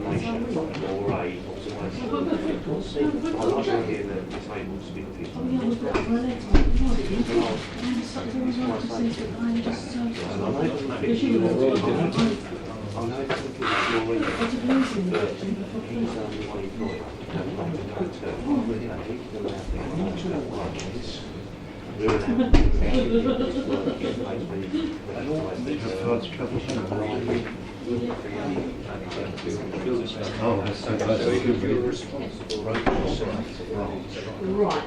Haven't got one. So what I'm going to do is shooting strut. So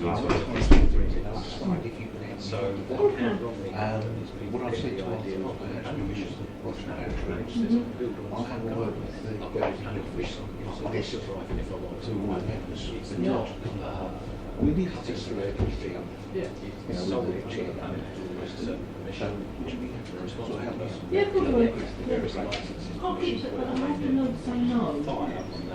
No. It's because I just can't try to.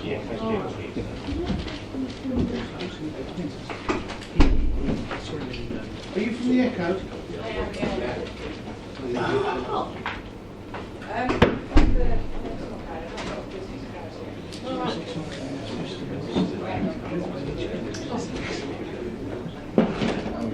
Mr. Fine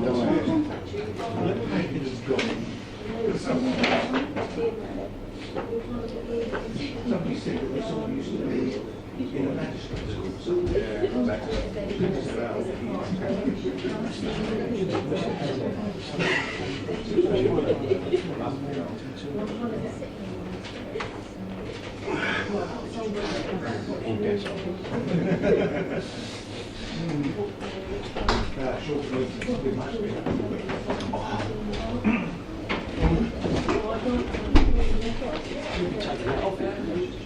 Fit for another 4 hours now.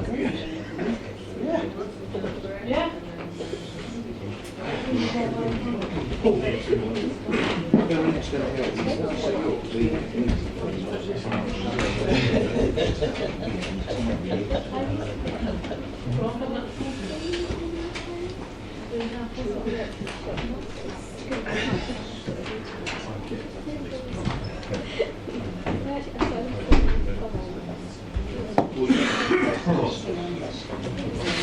After we turn it off.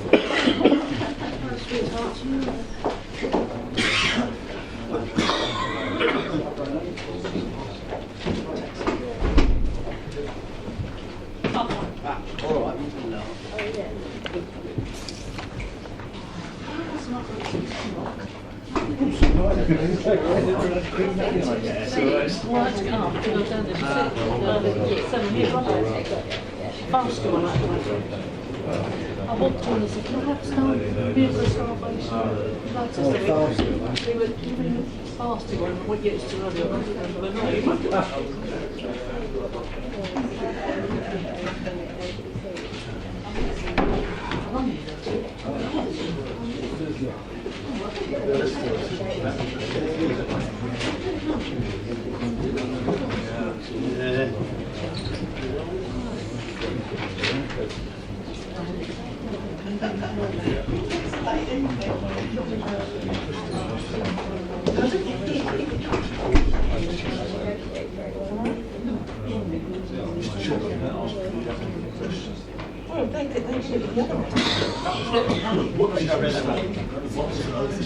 Oh no, I didn't do it. They were doing it on one, we're doing it on another. I know, they're stupid. I never should have done it. No, stop me. We wouldn't want to do it. Oh, good. I've got a white coat.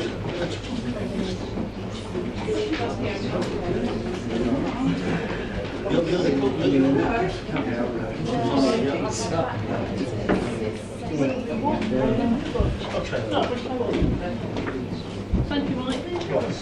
Yeah. You said your conservation is more uncomfortable.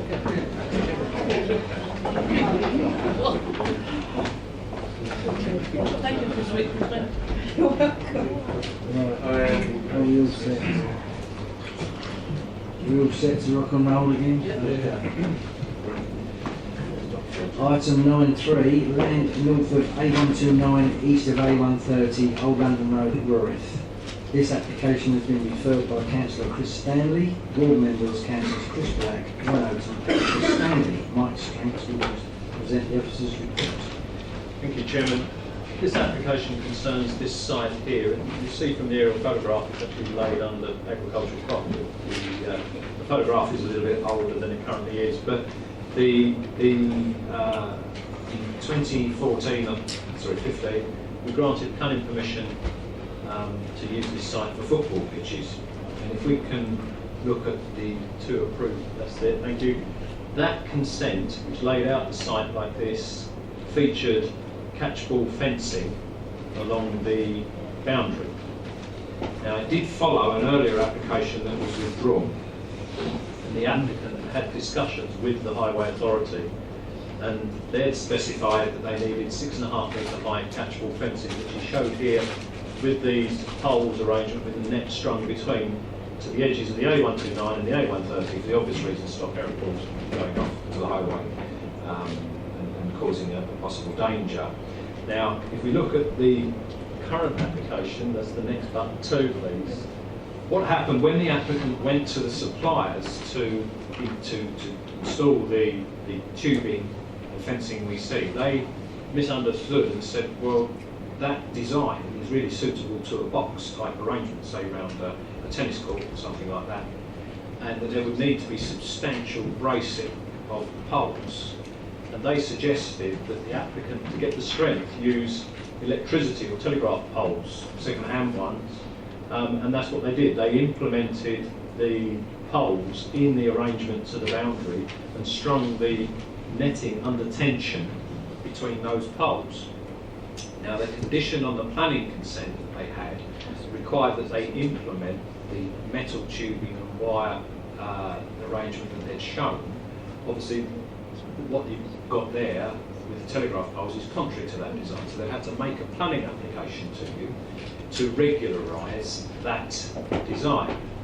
Now, the site is in the Metropolitan Greenbelt, where we have concerns for sort of the appearance and the openness. We know that the County Highway Authority don't object to these poles. In actual fact, I found out today, prompted by questions from the ward member, that the original 15-metre requirement that was down was on the understanding there wouldn't be any catch fencing at all.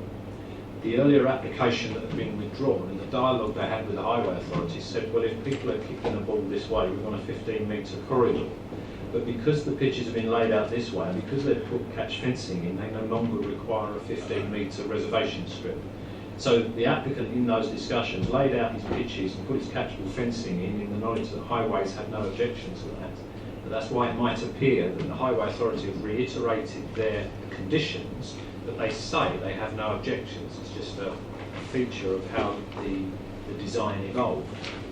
Now, going back to the concerns in the green belt, you would think that the appearance of telegraph poles, etc., wouldn't look too good. Here's a close-up of the pole with the net under tension between. And if we can jump to the next one, please. And if we can rotate it round, if that helps. I hope we can. But what I want to demonstrate to members is when you see this on paper, as we often see this kind of approach around waste transfer stations, you do think, oh, what's it going to look like? Fortunately, because it's retrospective, we can see it in the context it really is. And you see that the poles have gone in. If we could write that one as well, please. That's okay. You start to see, look, that if you look down here, this run of fencing, although we're close to it, so we can see the poles and we can see the netting.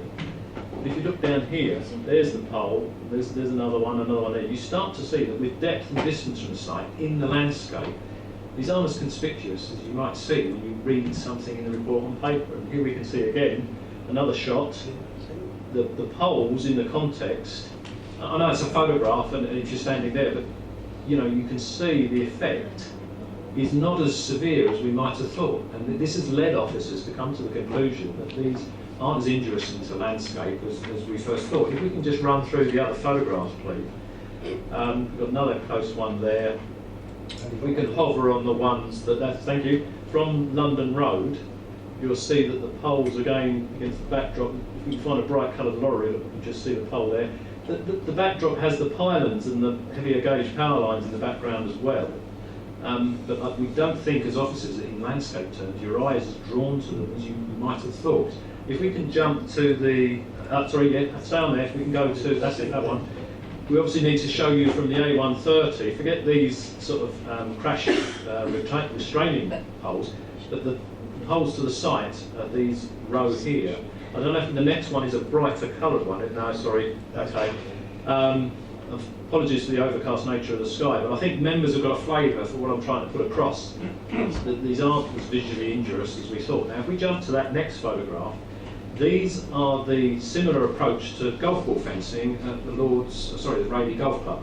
Now, these are higher, and I can't tell you how much higher they are, but what these show, if we can jump to the next photograph as well, they show and if we can rotate it round while I'm talking, these show the kind of bracing or what they have to do for something like that.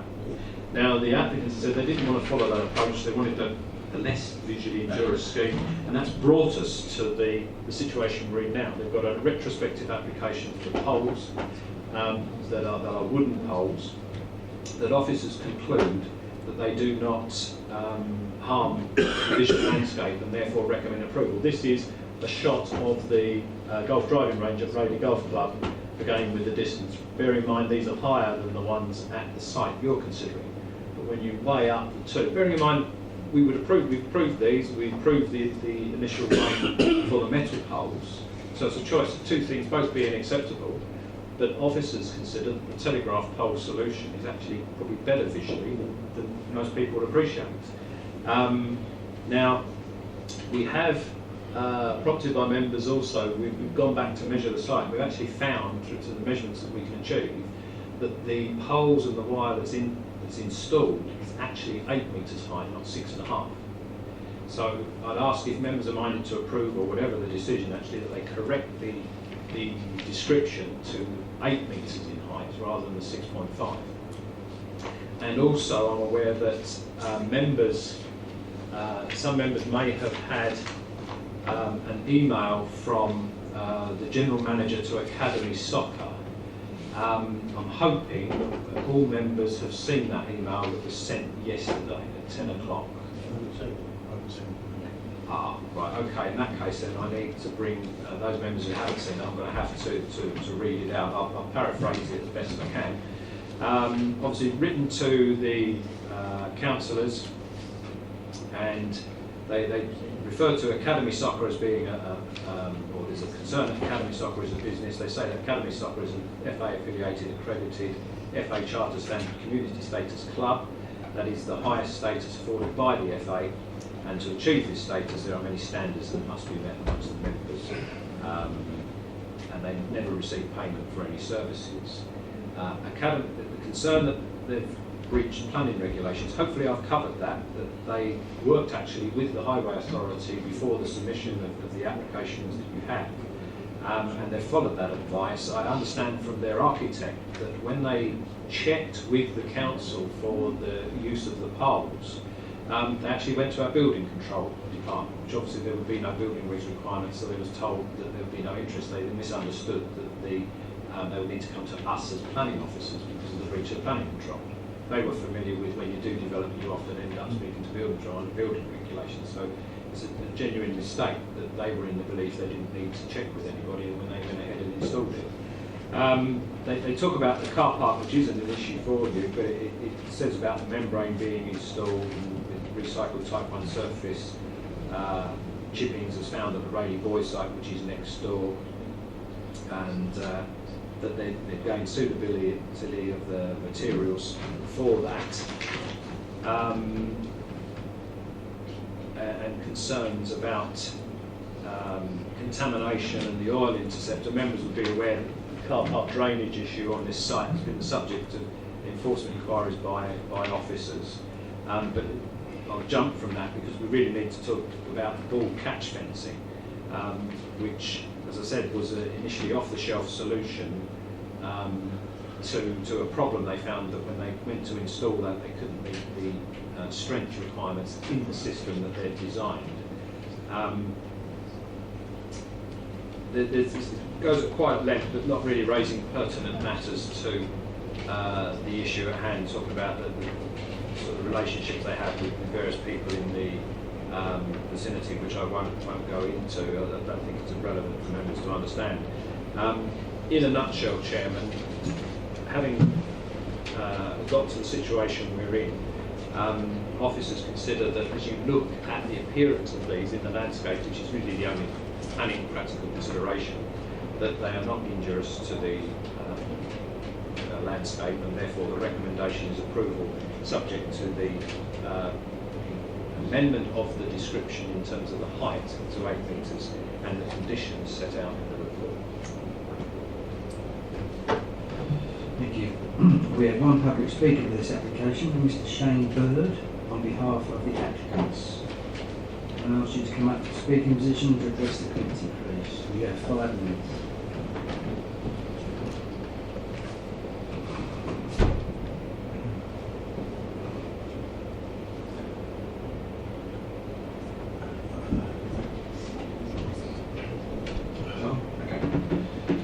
Mr. Chairman and council members, thank you for the opportunity to address you tonight.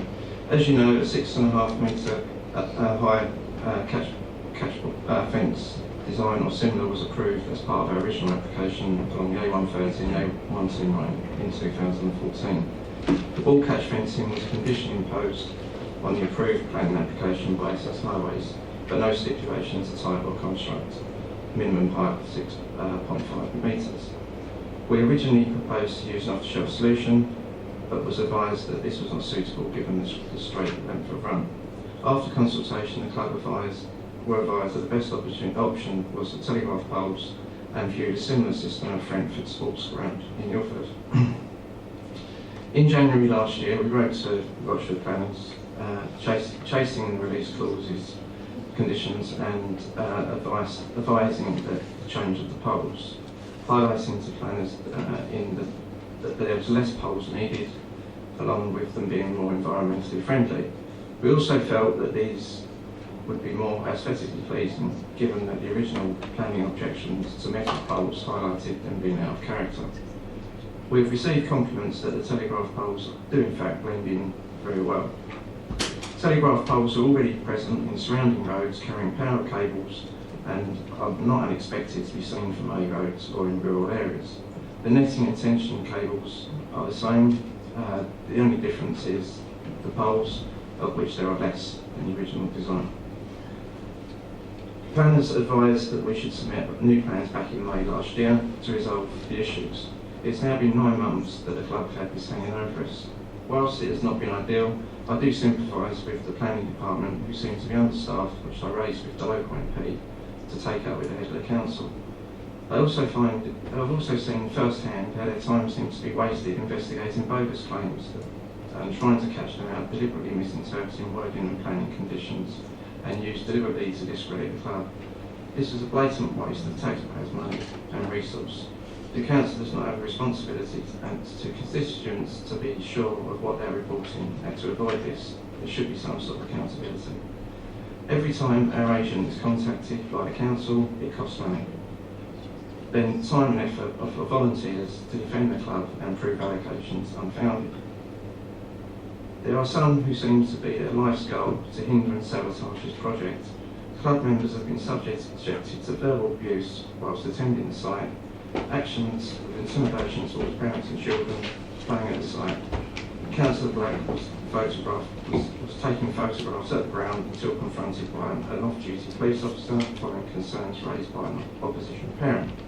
Holes were dug in the car park and sections of the membrane removed, then reports of planners that inferior materials were used, following building control approval, and subsequently Essex Highway stating that it was their preferred surface covering and what they would use. CCTVs had to be installed to identify uninvited visitors, so action can be taken. It would also be of interest by comments tonight indicating whom has been on site, as no requests have been received and no access given by the club. Today, the club have spent on this site and the project, the spending currently stands at £75,000. 90% self-funded. Over £11,000 on this fencing alone. No small feats for a volunteer members club. The club are beyond the point of no return regards this project, and I'm very proud of what we've achieved. What a shame this is not recognised by all councillors.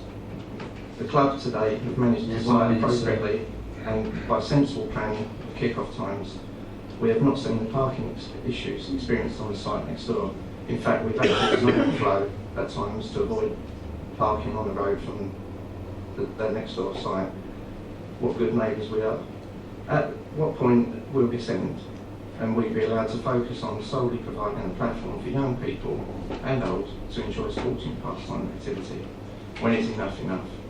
I assume we are here tonight on genuine planning grounds, and not just because I don't like the look of it, because in the original application complaints were made about the use of metal poles not being keeping, now it's wood.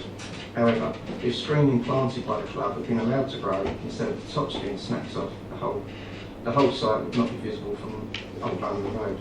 The ball catch fencing is barely visible from the front gate, and the nearest houses are 350 to 550 yards further down London Road. Sure, 5 minutes. Thank you very much.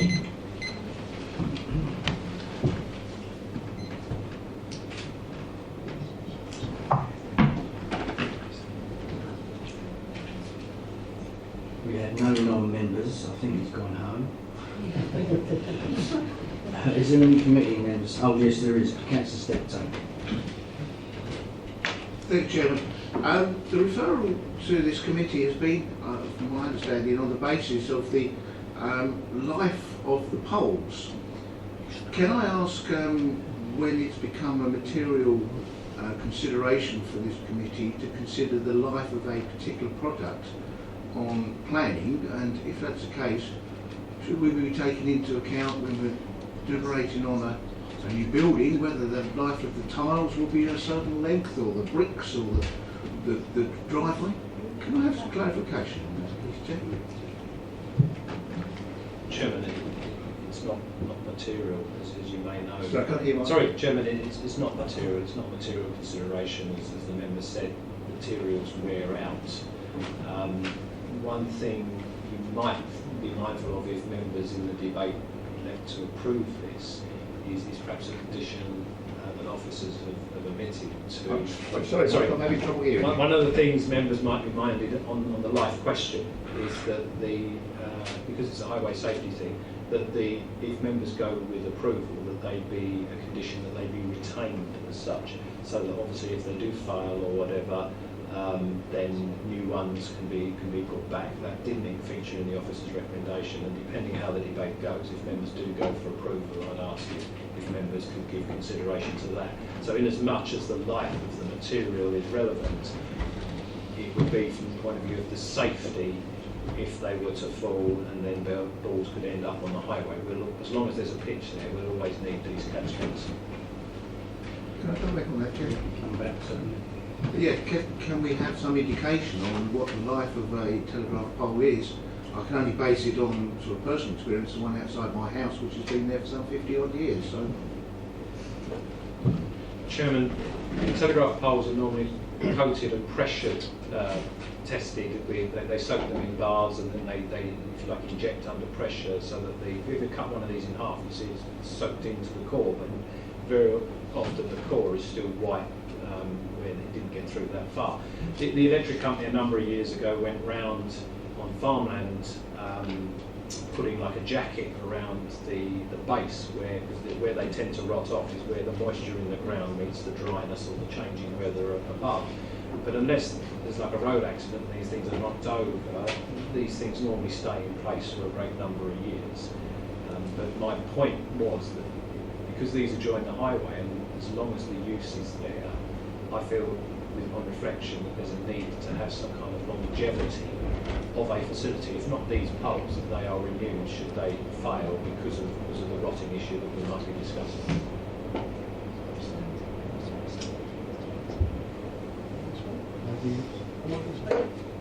I'll call it in. Councillor Stanley.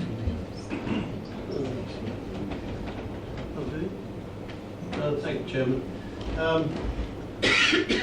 Yes, right. In reference to the poles, they are second-hand poles and have been rejected by the electricity company on the basis that they're not fit for purpose.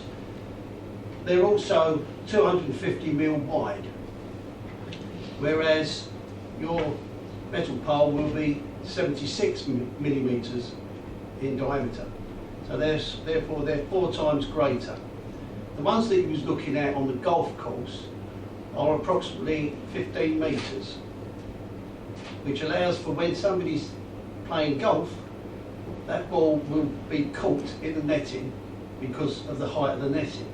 So if we reduce that by half, and that's what we've got, 8 metres, which is really over and above what is requested, even if it was cut down to 6.5 metres, it wouldn't be so obtrusive in the landscape. We do happen to have a street scene policy, and I wonder if we have a countryside policy to match. The poles are visible from the road, not from 350 metres away to somebody's house. The people that live close to these poles have to look at them every day. Unfortunately, Essex highways don't look at them every day, 7 days a week, 365 days of the year.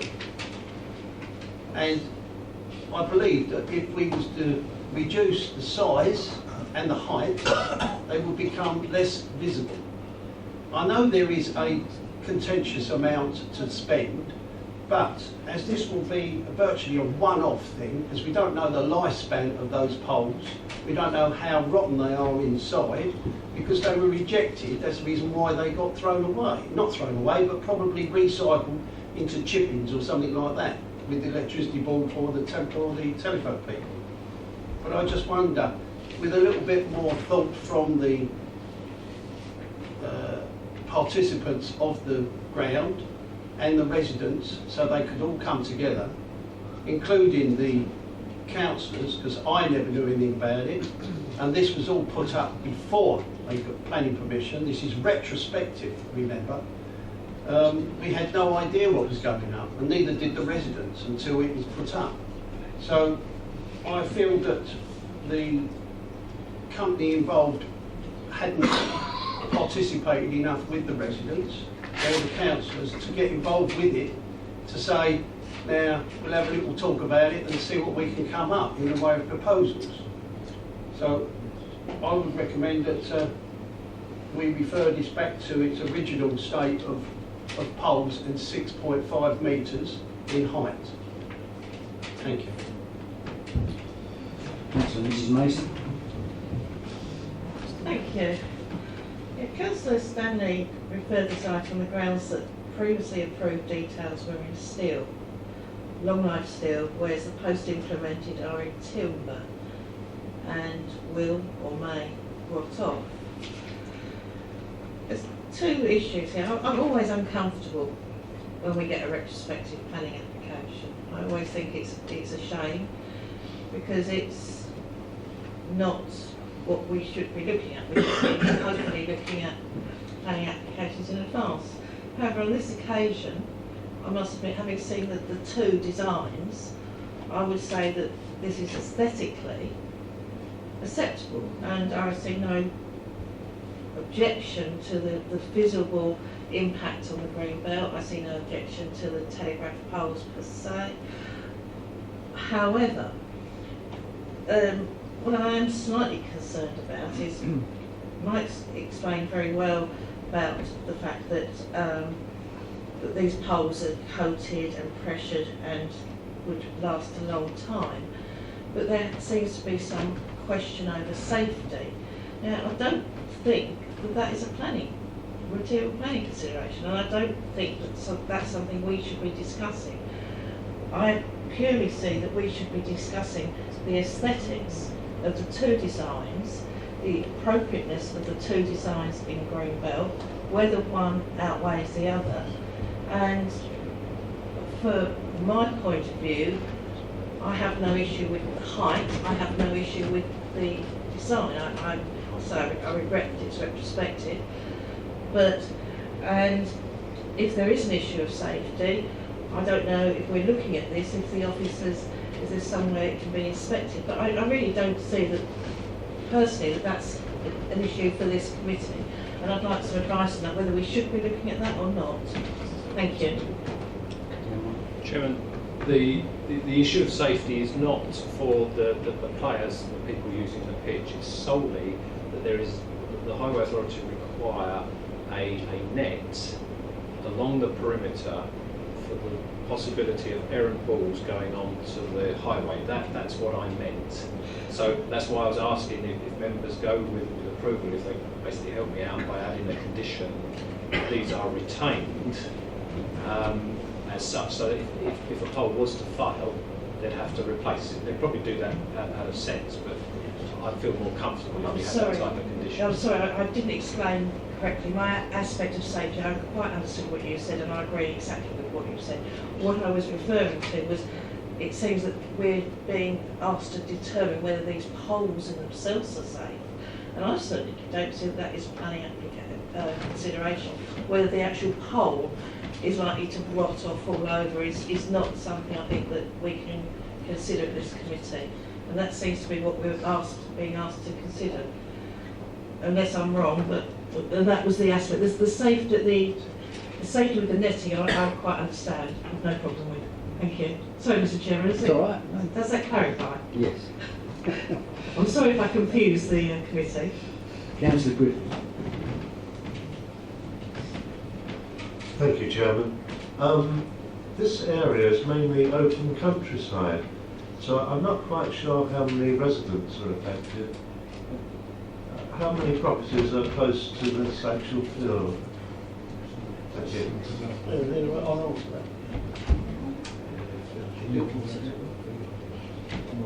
Chairman, I'm hoping we can get the aerial image up and hopefully point to the nearest residents. Chairman, there's some bungalows up this head. You'll see that down here, there's some more here. The Chichester orientation is here. And there are properties up this side of Church Road. I doubt, although some properties here may see some of the tops depending on the alignment of the A130. So there are a scattering of residential properties all around the vicinity. Because this is in the landscape, depending on foliage and their particular vantage points, they will see either discrete or views of the netting proposing. Right. Thank you. Councillor Black. Yeah, thank you, Chairman. Yeah, I agree with Councillor Mrs Mason. Not something I always do. But retrospective applications make people uneasy. They think people are making mischief of them, making monkeys out of them, and people don't like retrospective applications. However, you have to judge them on their merits. And looking at the photographs tonight, I asked myself, what would the inspector say? Is there any like, if we refused it on grounds of visual intrusion or something like that, would any inspector consider that to be valid reason for refusal? I don't think any inspector would. So I think we have to accept it. Councillor Steptoe. Thank you, Chair. I think we're being asked to consider non-material considerations here, and I'd like to propose that we accept the officer's recommendation as written on the report. Councillor Hookway. As amended, yeah, sorry, with the With the amendments.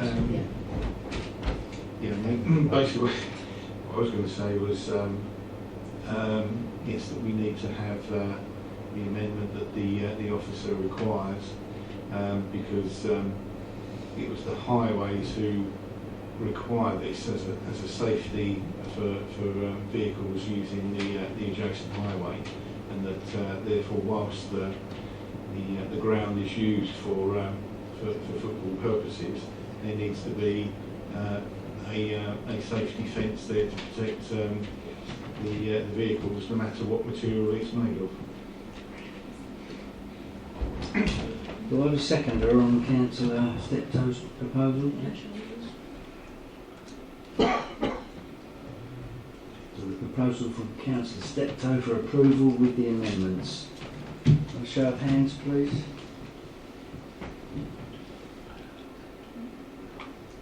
And those against? Abstain? Okay, that concludes the business. That concludes the business. Thank you all for attending. Meeting closed at 11:02.